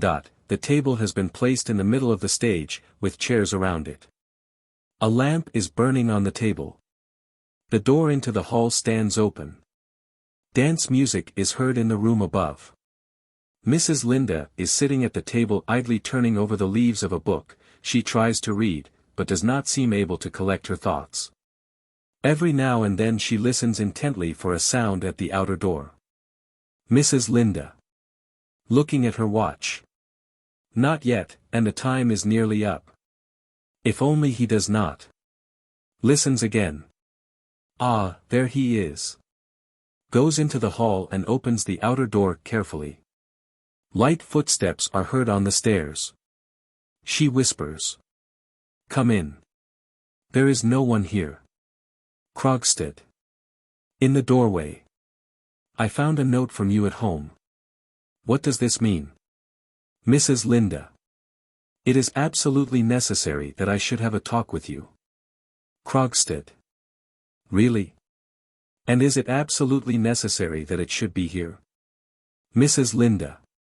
It is impossible where I live, there is no private entrance to my rooms. Come in, we are quite alone. The maid is asleep, and the Helmers are at the dance upstairs. Krogstad. Coming into the room. Are the Helmers really at a dance tonight? Mrs. Linda. Yes, why not? Krogstad. Certainly, why not? Mrs. Linda. Now, Nils, let us have a talk. Krogstad. Can we two have anything to talk about? Mrs. Linda. We have a great deal to talk about. Krogstad. I shouldn't have thought so. Mrs. Linda. No, you have never properly understood me. Krogstad. Was there anything else to understand except what was obvious to all the world? A heartless woman jilts a man when a more lucrative chance turns up. Mrs. Linda. Do you believe I am as absolutely heartless as all that? And do you believe that I did it with a light heart? Krogstad. Didn't you? Mrs. Linda. Nils, did you really think that? Krogstad, if it were as you say, why did you write to me as you did at the time? Mrs. Linda. I could do nothing else. As I had to break with you, it was my duty also to put an end to all that you felt for me. Krogstad. Wringing his hands. So that was it. And all this, only for the sake of money. Mrs. Linda. You must not forget that I had a helpless mother and 2 little brothers. We couldn't wait for you, Nils, your prospects seemed hopeless then. Krogstad. That may be so, but you had no right to throw me over for anyone else's sake. Mrs. Linda. Indeed I don't know. Many a time did I ask myself if I had the right to do it. Krogstad. More gently. When I lost you, it was as if all the solid ground went from under my feet. Look at me now, I am a shipwrecked man clinging to a bit of wreckage. Mrs. Linda. But help may be near. Krogstad. It was near, but then you came and stood in my way. Mrs. Linda. Unintentionally, Nils. It was only today that I learned it was your place I was going to take in the bank. Krogstad. I believe you, if you say so. But now that you know it, are you not going to give it up to me? Mrs. Linda. No, because that would not benefit you in the least. Krogstad. Oh, benefit, I would have done it whether or no. Mrs. Linda. I have learned to act prudently. Life, and hard, bitter necessity have taught me that. Krogstad. And life has taught me not to believe in fine speeches. Mrs. Linda. Then life has taught you something very reasonable. But deeds you must believe in. Krogstad. What do you mean by that? Mrs. Linda. You said you were like a shipwrecked man clinging to some wreckage. Krogstad. I had good reason to say so. Mrs. Linda. Well, I am like a shipwrecked woman clinging to some wreckage, no one to mourn for, no one to care for. Krogstad. It was your own choice. Mrs. Linda. There was no other choice, then. Krogstad. Well, what now? Mrs. Linda. Nils, how would it be if we two shipwrecked people could join forces? Krogstad. What are you saying? Mrs. Linda. Two on the same piece of wreckage would stand a better chance than each on their own. Krogstad. Christine I. Mrs. Linda.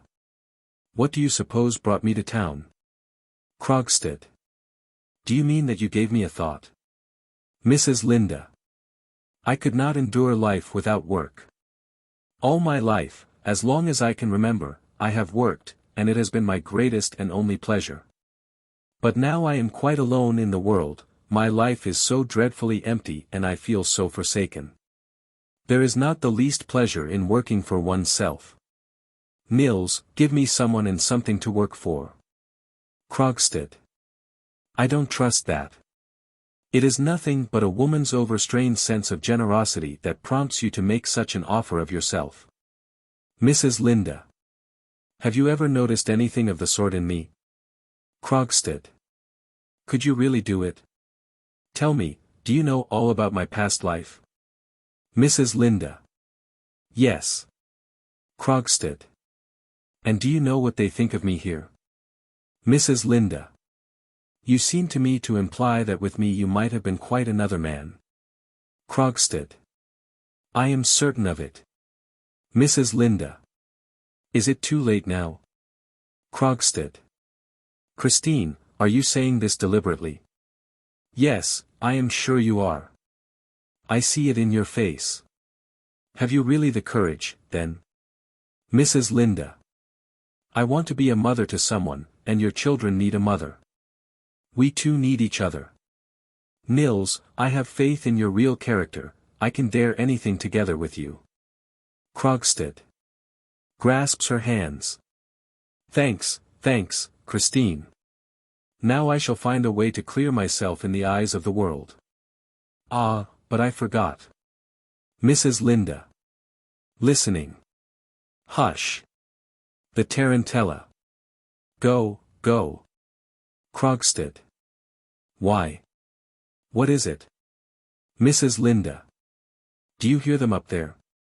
When that is over, we may expect them back. Krogstad. Yes, I will go. But it is all no use. Of course you are not aware what steps I have taken in the matter of the Helmers. Mrs. Linda. Yes, I know all about that. Krogstad. And in spite of that have you the courage to? Mrs. Linda. I understand very well to what lengths a man like you might be driven by despair. Krogstad. If I could only undo what I have done. Mrs. Linda. You cannot. Your letter is lying in the letterbox now. Krogstad. Are you sure of that? Mrs. Linda. Quite sure, but. Krogstad. With a searching look at her. Is that what it all means, that you want to save your friend at any cost?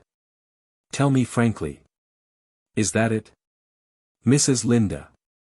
Nils, a woman who has once sold herself for another's sake, doesn't do it a second time. Krogstad. I will ask for my letter back. Mrs. Linda. No, no. Krogstad. Yes, of course I will. I will wait here until Helmer comes. I will tell him he must give me my letter back, that it only concerns my dismissal, that he is not to read it. Mrs. Linda. No, Nils, you must not recall your letter. Krogstad. But, tell me, wasn't it for that very purpose that you asked me to meet you here? Mrs. Linda. In my first moment of fright, it was. But 24 hours have elapsed since then, and in that time I have witnessed incredible things in this house. Helmer must know all about it. This unhappy secret must be disclosed, they must have a complete understanding between them, which is impossible with all this concealment and falsehood going on. Krogstad. Very well, if you will take the responsibility. But there is one thing I can do in any case, and I shall do it at once. Mrs. Linda. Listening. You must be quick and go. The dance is over, we are not safe a moment longer. Krogstad. I will wait for you below. Mrs. Linda. Yes, do. You must see me back to my door. Krogstad. I have never had such an amazing piece of good fortune in my life. Goes out through the outer door. The door between the room and the hall remains open. Mrs. Linda. Tidying up the room and laying her hat and cloak ready. What a difference. What a difference. Someone to work for and live for, a home to bring comfort into. That I will do, indeed. I wish they would be quick and come, listens. Ah, there they are now. I must put on my things. Takes up her hat and cloak. Helmer's and Nora's voices are heard outside, a key is turned, and Helmer brings Nora almost by force into the hall. She is in an Italian costume with a large black shawl around her, he is in evening dress, and a black domino which is flying open. Nora. Hanging back in the doorway, and struggling with him. No, no, no, don't take me in. I want to go upstairs again, I don't want to leave so early. Helmer. But, my dearest Nora. Nora. Please, Torvald dear, please, please, only an hour more. Helmer. Not a single minute, my sweet Nora. You know that was our agreement. Come along into the room, you are catching cold standing there. He brings her gently into the room, in spite of her resistance. Mrs. Linda. Good evening. Nora. Christine. Helmer. You here, so late, Mrs. Linda? Mrs. Linda. Yes, you must excuse me. I was so anxious to see Nora in her dress. Nora. Have you been sitting here waiting for me? Mrs. Linda. Yes, unfortunately I came too late, you had already gone upstairs, and I thought I couldn't go away again without having seen you. Helmer. Taking off Nora's shawl. Yes, take a good look at her. I think she is worth looking at. Isn't she charming, Mrs. Linda? Mrs. Linda. Yes, indeed she is. Helmer. Doesn't she look remarkably pretty? Everyone thought so at the dance. But she is terribly self-willed, this sweet little person. What are we to do with her?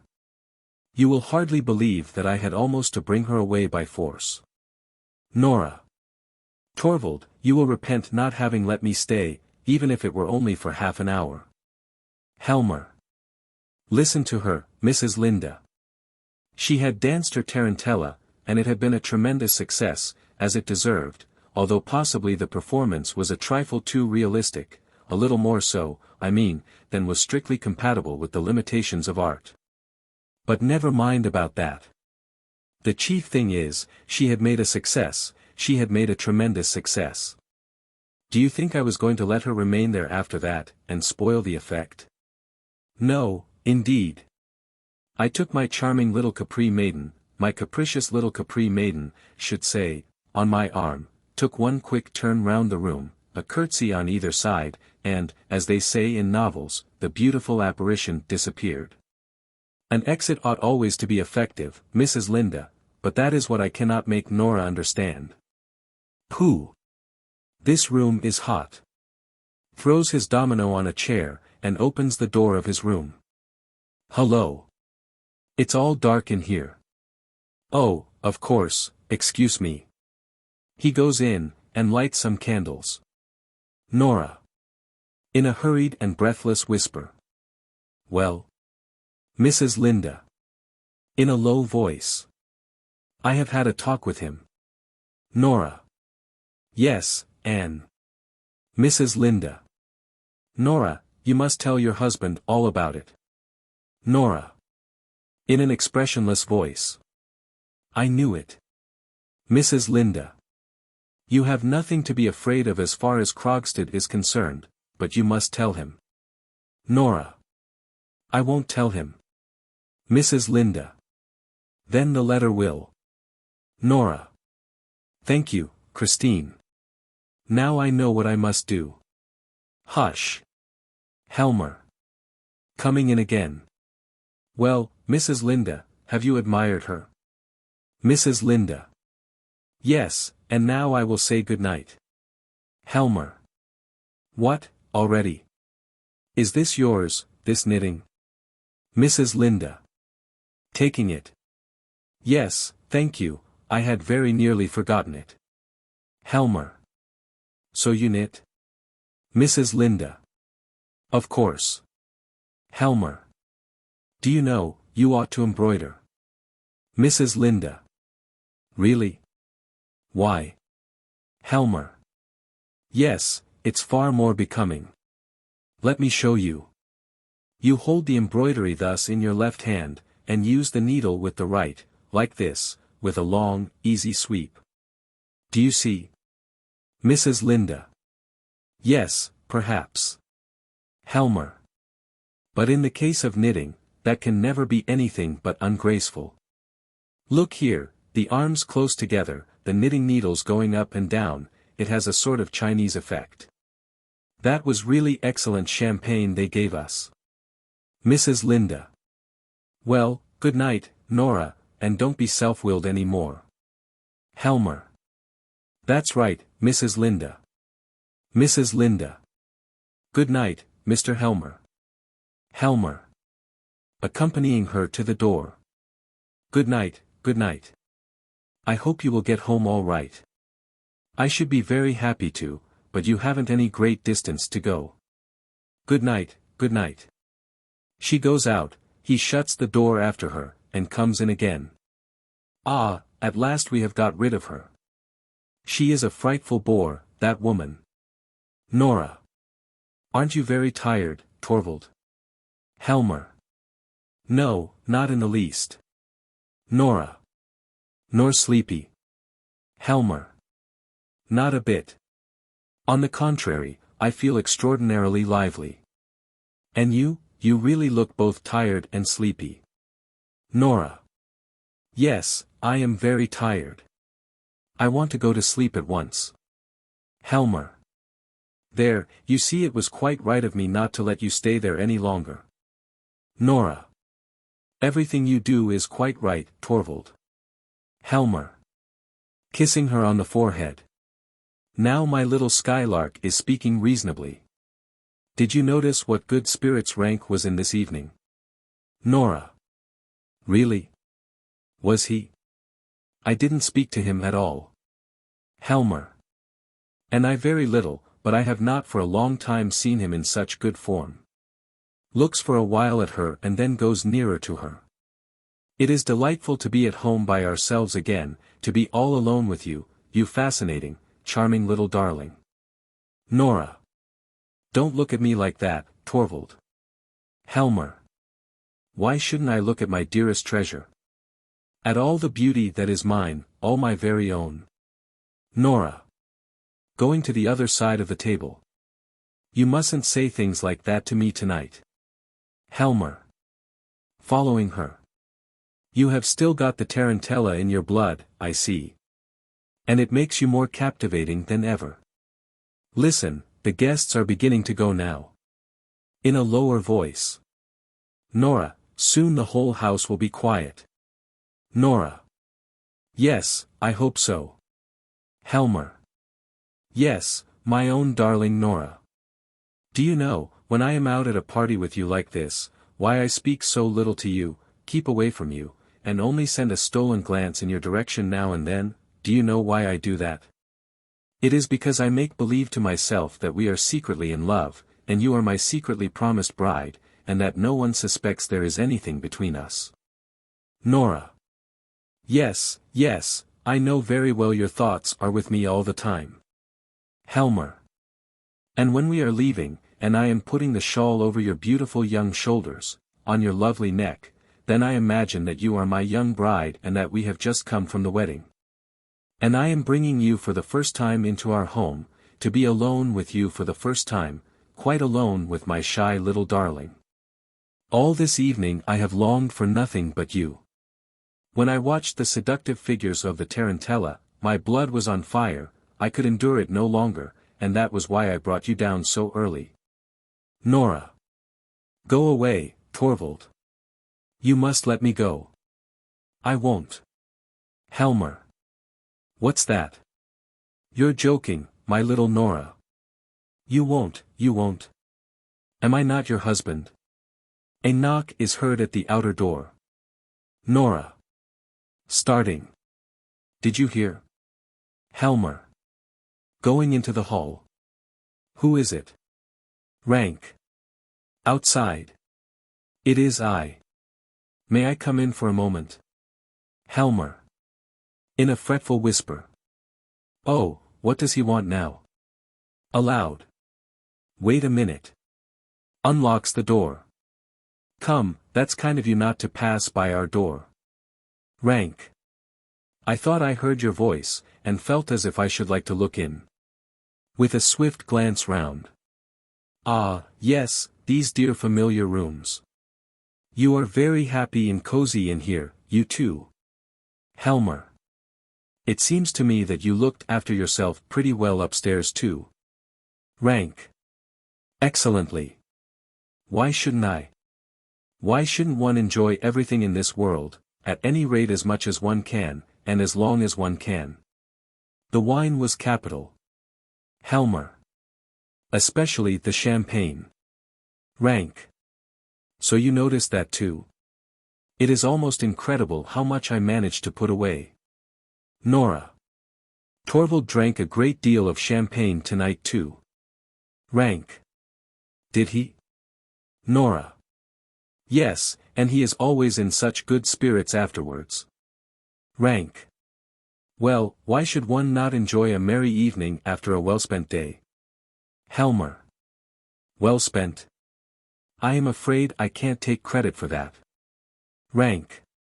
Clapping him on the back. But I can, you know. Nora. Dr. Rank, you must have been occupied with some scientific investigation today. Rank. Exactly. Helmer. Just listen, little Nora talking about scientific investigations. Nora. And may I congratulate you on the result? Rank. Indeed you may. Nora. Was it favorable, then? Rank. The best possible, for both doctor and patient, certainty. Nora. Quickly and searchingly. Certainty. Rank. Absolute certainty.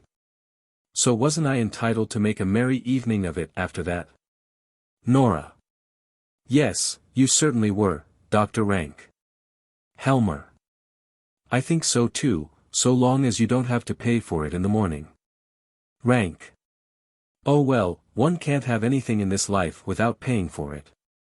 Nora. Dr. Rank, are you fond of fancy dress balls? Rank. Yes, if there is a fine lot of pretty costumes. Nora. Tell me, what shall we two wear at the next? Helmer. Little Featherbrain, are you thinking of the next already? Rank. We two. Yes, I can tell you. You shall go as a good fairy. Helmer. Yes, but what do you suggest as an appropriate costume for that? Rank. Let your wife go dressed just as she is in everyday life. Helmer. That was really very prettily turned. But can't you tell us what you will be? Rank.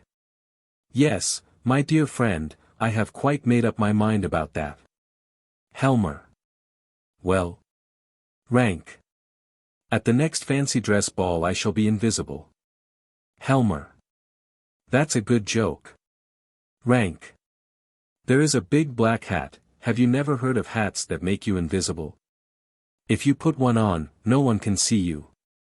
Helmer. Suppressing a smile. Yes, you are quite right. Rank. But I am clean forgetting what I came for. Helmer, give me a cigar, one of the dark Havanas. Helmer. With the greatest pleasure. Offers him his case. Rank. Takes a cigar and cuts off the end.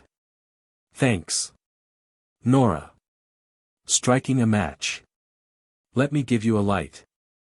Rank. Thank you. She holds the match for him to light his cigar. And now goodbye. Helmer. Goodbye, goodbye, dear old man. Nora. Sleep well, Dr. Rank. Rank. Thank you for that wish. Nora. Wish me the same. Rank. You. Well, if you want me to sleep well. And thanks for the light. He nods to them both and goes out. Helmer. In a subdued voice. He has drunk more than he ought. Nora. Absently. Maybe. Helmer takes a bunch of keys out of his pocket and goes into the hall. Torvald. What are you going to do there? Helmer. Emptying the letterbox, it is quite full. There will be no room to put the newspaper in tomorrow morning. Nora. Are you going to work tonight? Helmer. You know quite well I'm not. What is this? Someone has been at the lock. Nora. At the lock. Helmer. Yes, someone has. What can it mean? I should never have thought the maid. Here is a broken hairpin.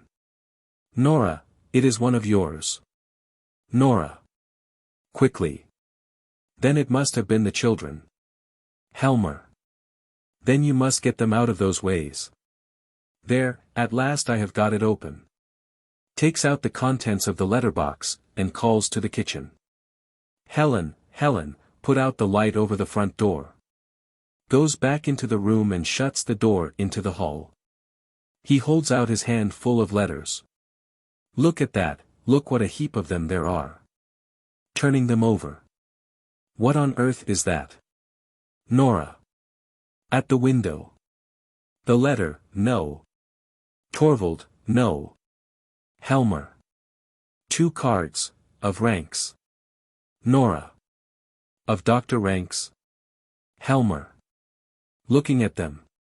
Dr. Rank. They were on the top. He must have put them in when he went out. Nora.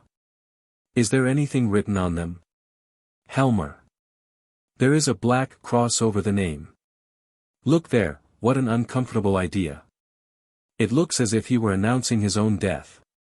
Nora. It is just what he is doing. Helmer. What? Do you know anything about it?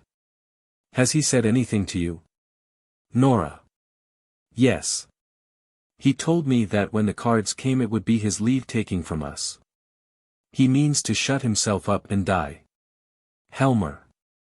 My poor old friend. Certainly I knew we should not have him very long with us. But so soon. And so he hides himself away like a wounded animal. Nora. If it has to happen, it is best it should be without a word, don't you think so, Torvald? Helmer. Walking up and down. He had so grown into our lives. I can't think of him as having gone out of them. He, with his sufferings and his loneliness, was like a cloudy background to our sunlit happiness. Well, perhaps it is best so. For him, anyway. Standing still. And perhaps for us too, Nora. We two are thrown quite upon each other now. Puts his arms round her. My darling wife, I don't feel as if I could hold you tight enough. Do you know, Nora, I have often wished that you might be threatened by some great danger, so that I might risk my life's blood, and everything, for your sake. Nora. Disengages herself, and says firmly and decidedly. Now you must read your letters, Torvald. Helmer. No, no, not tonight. I want to be with you, my darling wife. Nora. With the thought of your friend's death. Helmer. You are right, it has affected us both. Something ugly has come between us, the thought of the horrors of death. We must try and rid our minds of that. Until then, we will each go to our own room. Nora. Hanging on his neck. Good night, Torvald, good night. Helmer. Kissing her on the forehead. Good night, my little singing bird. Sleep sound, Nora. Now I will read my letters through. He takes his letters and goes into his room, shutting the door after him. Nora. Gropes distractedly about, seizes Helmer's domino, throws it round her, while she says in quick, hoarse, spasmodic whispers. Never to see him again. Never. Never. Puts her shawl over her head. Never to see my children again either, never again. Never. Never, ah. The icy, black water, the unfathomable depths, if only it were over. He has got it now he is reading it. Goodbye, Torvald and my children. She is about to rush out through the hall, when Helmer opens his door hurriedly and stands with an open letter in his hand. Helmer. Nora. Nora. Ah. Helmer. What is this? Do you know what is in this letter? No raise, I know. Let me go. Let me get out. Helmer. Holding her back. Where are you going? Nora. Trying to get free.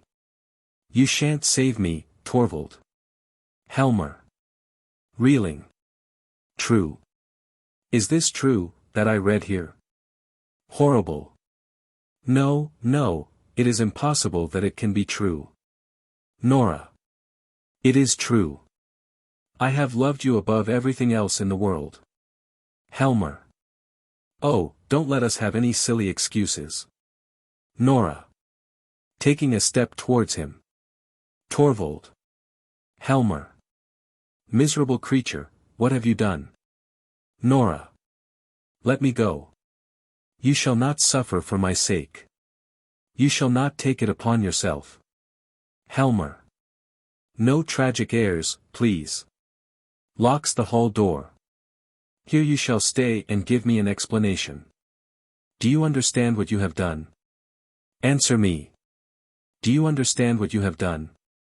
Nora. Looks steadily at him and says with a growing look of coldness in her face.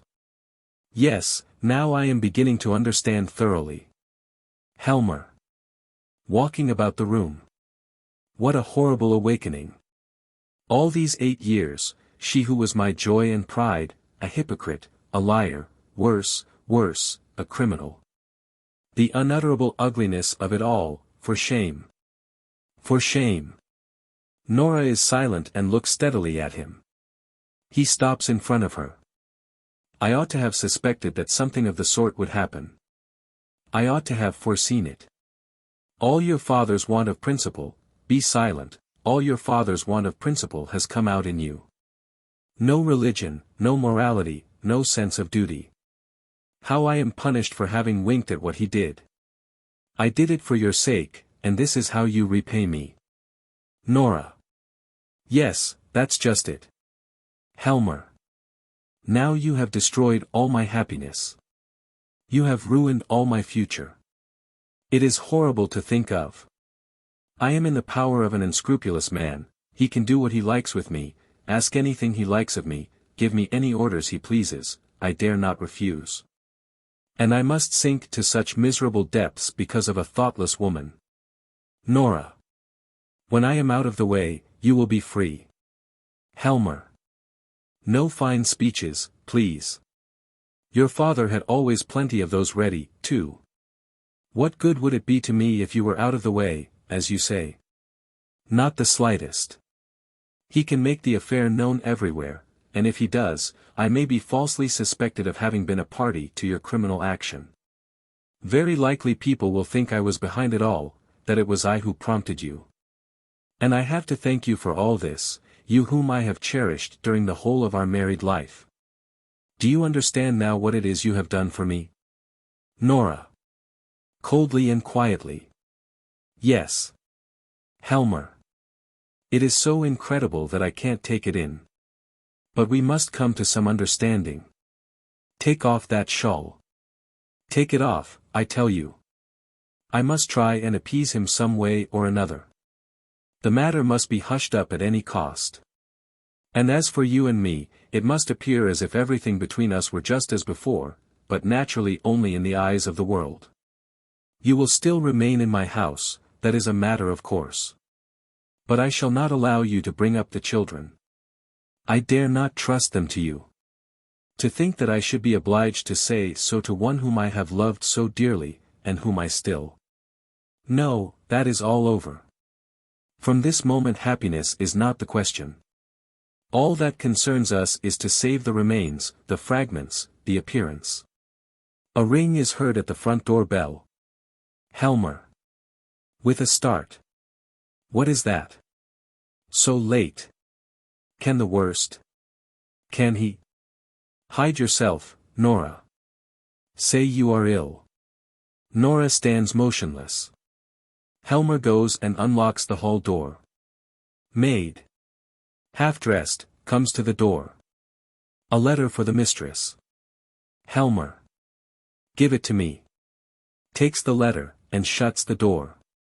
Yes, it is from him. You shall not have it. I will read it myself. Nora. Yes, read it. Helmer. Standing by the lamp. I scarcely have the courage to do it. It may mean ruin for both of us. No, I must know. Tears open the letter, runs his eye over a few lines, looks at a paper enclosed, and gives a shout of joy. Nora. She looks at him questioningly. Nora, no, I must read it once again. Yes, it is true. I am saved. Nora, I am saved. Nora. And I. Helmer. You too, of course, we are both saved, both you and I. Look, he sends you your bond back. He says he regrets and repents, that a happy change in his life, never mind what he says. We are saved, Nora. No one can do anything to you. Oh, Nora, Nora, no, first I must destroy these hateful things. Let me see. Takes a look at the bond. No, no, I won't look at it. The whole thing shall be nothing but a bad dream to me. Tears up the bond and both letters, throws them all into the stove, and watches them burn. There, now it doesn't exist any longer. He says that since Christmas Eve you. These must have been 3 dreadful days for you, Nora. Nora. I have fought a hard fight these 3 days. Helmer. And suffered agonies, and seen no way out but. No, we won't call any of the horrors to mind. We will only shout with joy, and keep saying, it's all over. It's all over. Listen to me, Nora. You don't seem to realize that it is all over. What is this, such a cold, set face? My poor little Nora, I quite understand, you don't feel as if you could believe that I have forgiven you. But it is true, Nora, I swear it. I have forgiven you everything. I know that what you did out of love for me. Nora. That is true. Helmer. You have loved me as a wife ought to love her husband. Only you had not sufficient knowledge to judge of the means you used. But do you suppose you are any the less dear to me, because you don't understand how to act on your own responsibility? No, no, only lean on me, I will advise you and direct you. I should not be a man if this womanly helplessness did not just give you a double attractiveness in my eyes. You must not think any more about the hard things I said in my first moment of consternation, when I thought everything was going to overwhelm me. I have forgiven you, Nora, I swear to you I have forgiven you. Nora. Thank you for your forgiveness. She goes out through the door to the right. Helmer. No, don't go. Looks in. What are you doing in there? Nora. From within. Taking off my fancy dress. Helmer. Standing at the open door. Yes, do. Try and calm yourself and make your mind easy again, my frightened little singing bird. Be at rest, and feel secure, I have broad wings to shelter you under. Walks up and down by the door. How warm and cozy our home is, Nora. Here is shelter for you, here I will protect you like a hunted dove that I have saved from a hawk's claws, I will bring peace to your poor beating heart. It will come, little by little, Nora, believe me. Tomorrow morning you will look upon it all quite differently, soon everything will be just as it was before. Very soon you won't need me to assure you that I have forgiven you, you will yourself feel the certainty that I have done so. Can you suppose I should ever think of such a thing as repudiating you, or even reproaching you? You have no idea what a true man's heart is like, Nora. There is something so indescribably sweet and satisfying, to a man, in the knowledge that he has forgiven his wife, forgiven her freely, and with all his heart. It seems as if that had made her, as it were, doubly his own. He has given her a new life, so to speak, and she has in a way become both wife and child to him. So you shall be for me after this, my little scared, helpless darling. Have no anxiety about anything, Nora. Only be frank and open with me, and I will serve as will and conscience both to you. What is this? Not gone to bed? Have you changed your things? Nora. In everyday dress. Yes, Torvald, I have changed my things now. Helmer. But what for? So late as this? Nora. I shall not sleep tonight. Helmer. But, my dear Nora. Nora. Looking at her watch. It is not so very late. Sit down here, Torvald.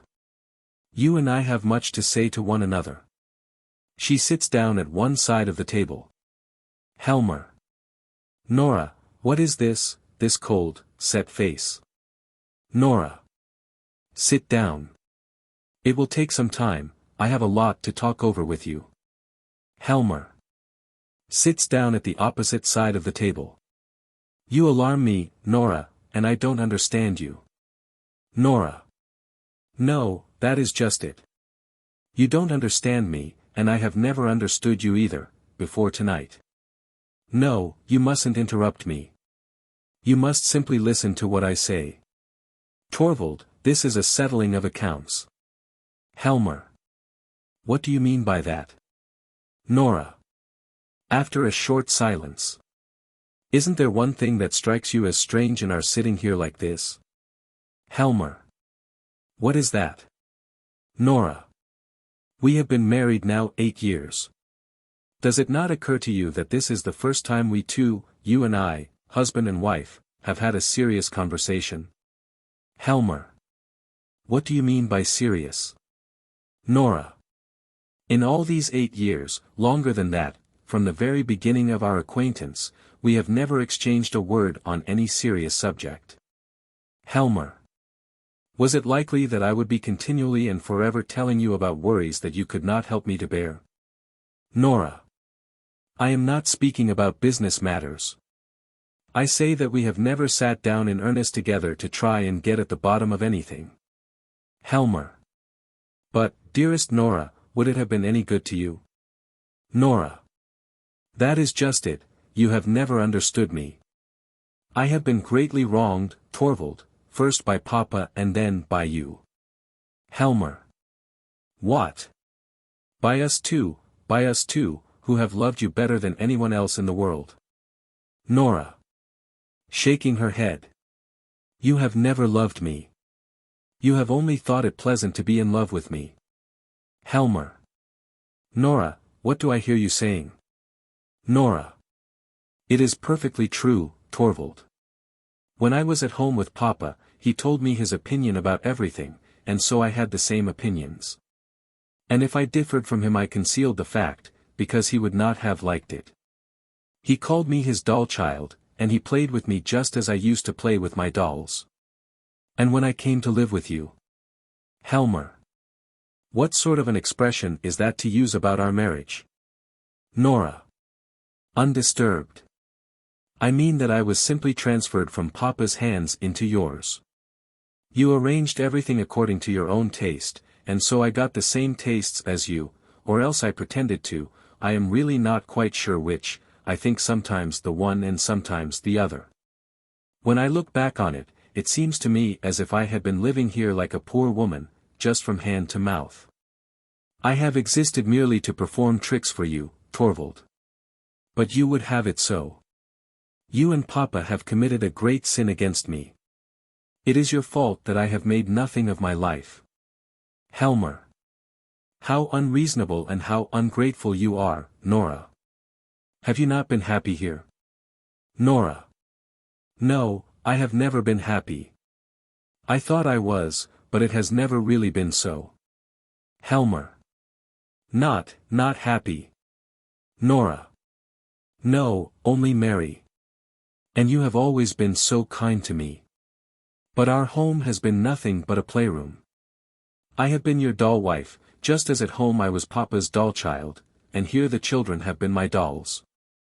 I thought it great fun when you played with me, just as they thought it great fun when I played with them. That is what our marriage has been, Torvald. Helmer.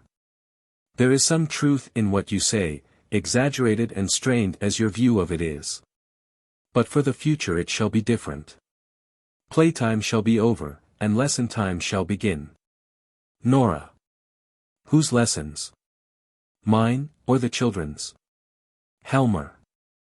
Both yours and the children's, my darling Nora. Nora. Alas, Torvald, you are not the man to educate me into being a proper wife for you. Helmer. And you can say that. Nora. And I, how am I fitted to bring up the children? Helmer. Nora. Nora. Didn't you say so yourself a little while ago, that you dare not trust me to bring them up? Helmer. In a moment of anger. Why do you pay any heed to that? Nora. Indeed, you were perfectly right. I am not fit for the task. There is another task I must undertake first. I must try and educate myself, you are not the man to help me in that. I must do that for myself. And that is why I am going to leave you now. Helmer. Springing up. What do you say? Nora. I must stand quite alone, if I am to understand myself and everything about me. It is for that reason that I cannot remain with you any longer. Helmer. Nora, Nora. Nora. I am going away from here now, at once. I am sure Christine will take me in for the night. Helmer. You are out of your mind. I won't allow it. I forbid you. Nora. It is no use forbidding me anything any longer. I will take with me what belongs to myself. I will take nothing from you, either now or later. Helmer. What sort of madness is this? Nora. Tomorrow I shall go home, to my old home. It will be easiest for me to find something to do there. Helmer. You blind, foolish woman. Nora. I must try and get some sense, Torvald. Helmer. To desert your home, your husband and your children. And you don't consider what people will say. Nora. I cannot consider that at all. I only know that it is necessary for me. Helmer. It's shocking. This is how you would neglect your most sacred duties. Nora. What do you consider my most sacred duties? Helmer. Do I need to tell you that? Are they not your duties to your husband and your children? Nora. I have other duties just as sacred. Helmer. That you have not. What duties could those be? Nora. Duties to myself. Helmer. Before all else, you are a wife and a mother. Nora. I don't believe that any longer. I believe that before all else I am a reasonable human being, just as you are, or, at all events, that I must try and become one. I know quite well, Torvald, that most people would think you right, and that views of that kind are to be found in books, but I can no longer content myself with what most people say, or with what is found in books. I must think over things for myself and get to understand them. Helmer. Can you not understand your place in your own home? Have you not a reliable guide in such matters as that? Have you no religion? Nora. I am afraid, Torvald, I do not exactly know what religion is. Helmer. What are you saying? Nora. I know nothing but what the clergyman said, when I went to be confirmed. He told us that religion was this, and that, and the other. When I am away from all this, and am alone, I will look into that matter too. I will see if what the clergyman said is true, or at all events if it is true for me. Helmer. This is unheard of in a girl of your age. But if religion cannot lead you aright, let me try and awaken your conscience. I suppose you have some moral sense. Or, answer me, am I to think you have none? Nora. I assure you, Torvald, that is not an easy question to answer. I really don't know. The thing perplexes me altogether. I only know that you and I look at it in quite a different light. I am learning, too, that the law is quite another thing from what I supposed, but I find it impossible to convince myself that the law is right. According to it, a woman has no right to spare her old dying father, or to save her husband's life. I can't believe that. Helmer. You talk like a child. You don't understand the conditions of the world in which you live. Nora. No, I don't. But now I am going to try. I am going to see if I can make out who is right, the world or I. Helmer. You are ill, Nora, you are delirious, I almost think you are out of your mind. Nora. I have never felt my mind so clear and certain as tonight. Helmer. And is it with a clear and certain mind that you forsake your husband and your children? Nora. Yes, it is. Helmer. Then there is only one possible explanation. Nora. What is that? Helmer. You do not love me anymore. Nora. No, that is just it. Helmer. Nora, and you can say that? Nora. It gives me great pain, Torvald, for you have always been so kind to me, but I cannot help it. I do not love you any more. Helmer. Regaining his composure. Is that a clear and certain conviction too? Nora. Yes, absolutely clear and certain. That is the reason why I will not stay here any longer. Helmer. And can you tell me what I have done to forfeit your love? Nora. Yes, indeed I can. It was tonight, when the wonderful thing did not happen, then I saw you were not the man I had thought you were. Helmer. Explain yourself better. I don't understand you. Nora. I have waited so patiently for 8 years. For, goodness knows, I knew very well that wonderful things don't happen every day. Then this horrible misfortune came upon me, and then I felt quite certain that the wonderful thing was going to happen at last.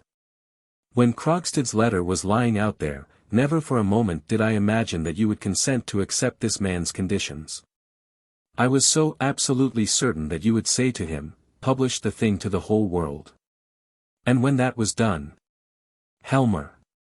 Yes, what then, when I had exposed my wife to shame and disgrace? Nora. When that was done, I was so absolutely certain, you would come forward and take everything upon yourself, and say, I am the guilty one. Helmer. Nora. Nora. You mean that I would never have accepted such a sacrifice on your part? No, of course not. But what would my assurances have been worth against yours? That was the wonderful thing which I hoped for and feared. And it was to prevent that I wanted to kill myself. Helmer. I would gladly work night and day for you, Nora, bear sorrow and want for your sake. But no man would sacrifice his honor for the one he loves. Nora. It is a thing hundreds of thousands of women have done. Helmer. Oh, you think and talk like a heedless child. Nora. Maybe. But you neither think nor talk like the man I could bind myself to. As soon as your fear was over, and it was not fear for what threatened me, but for what might happen to you, when the whole thing was past, as far as you were concerned it was exactly as if nothing at all had happened. Exactly as before, I was your little skylark, your doll, which you would in future treat with doubly gentle care, because it was so brittle and fragile. Getting up. Torvald, it was then it dawned upon me that for 8 years I had been living here with a strange man, and had borne him 3 children. Oh, I can't bear to think of it. I could tear myself into little bits. Helmer. Sadly. I see. An abyss has opened between us, there is no denying it. But, Nora, would it not be possible to fill it up? Nora. As I am now, I am no wife for you. Helmer. I have it in me to become a different man. Nora. Perhaps, if your doll is taken away from you. Helmer. But to part from you. No, Nora, I can't understand that idea. Nora. Going out to the right. That makes it all the more certain that it must be done. She comes back with her cloak and hat and a small bag which she puts on a chair by the table. Helmer. Nora, not now. Wait until tomorrow. Nora. Putting on her cloak. I cannot spend the night in a strange man's room. Helmer. But can't we live here like brother and sister? Nora. Putting on her hat. You know very well that would not last long. Puts the shawl round her. Goodbye, Torvald. I won't see the little ones. I know they are in better hands than mine. As I am now, I can be of no use to them. Helmer. But some day, Nora, some day. Nora. How can I tell? I have no idea what is going to become of me. Helmer. But you are my wife, whatever becomes of you. Nora. Listen, Torvald. I have heard that when a wife deserts her husband's house, as I am doing now, he is legally freed from all obligations towards her. In any case, I set you free from all your obligations. You are not to feel yourself bound in the slightest way, any more than I shall. There must be perfect freedom on both sides. See, here is your ring back. Give me mine. Helmer. That too. Nora. That too. Helmer. Here it is. Nora. That's right. Now it is all over. I have put the keys here. The maids know all about everything in the house, better than I do. Tomorrow, after I have left her, Christine will come here and pack up my own things that I brought with me from home. I will have them sent after me. Helmer. All over. All over, Nora, shall you never think of me again? Nora. I know I shall often think of you, the children, and this house. Helmer. May I write to you, Nora? Nora. No, never. You must not do that. Helmer. But at least let me send you. Nora. Nothing, nothing. Helmer. Let me help you if you are in want. Nora. No. I can receive nothing from a stranger. Helmer. Nora, can I never be anything more than a stranger to you? Nora. Taking her bag. Ah, Torvald, the most wonderful thing of all would have to happen. Helmer. Tell me what that would be. Nora. Both you and I would have to be so changed that. Oh, Torvald, I don't believe any longer in wonderful things happening. Helmer. But I will believe in it. Tell me. So changed that. Nora. That our life together would be a real wedlock. Goodbye. She goes out through the hall. Helmer. Sinks down on a chair at the door and buries his face in his hands. Nora. Nora. Looks round, and rises. Empty. She is gone. A hope flashes across his mind. The most wonderful thing of all. The sound of a door shutting is heard from below.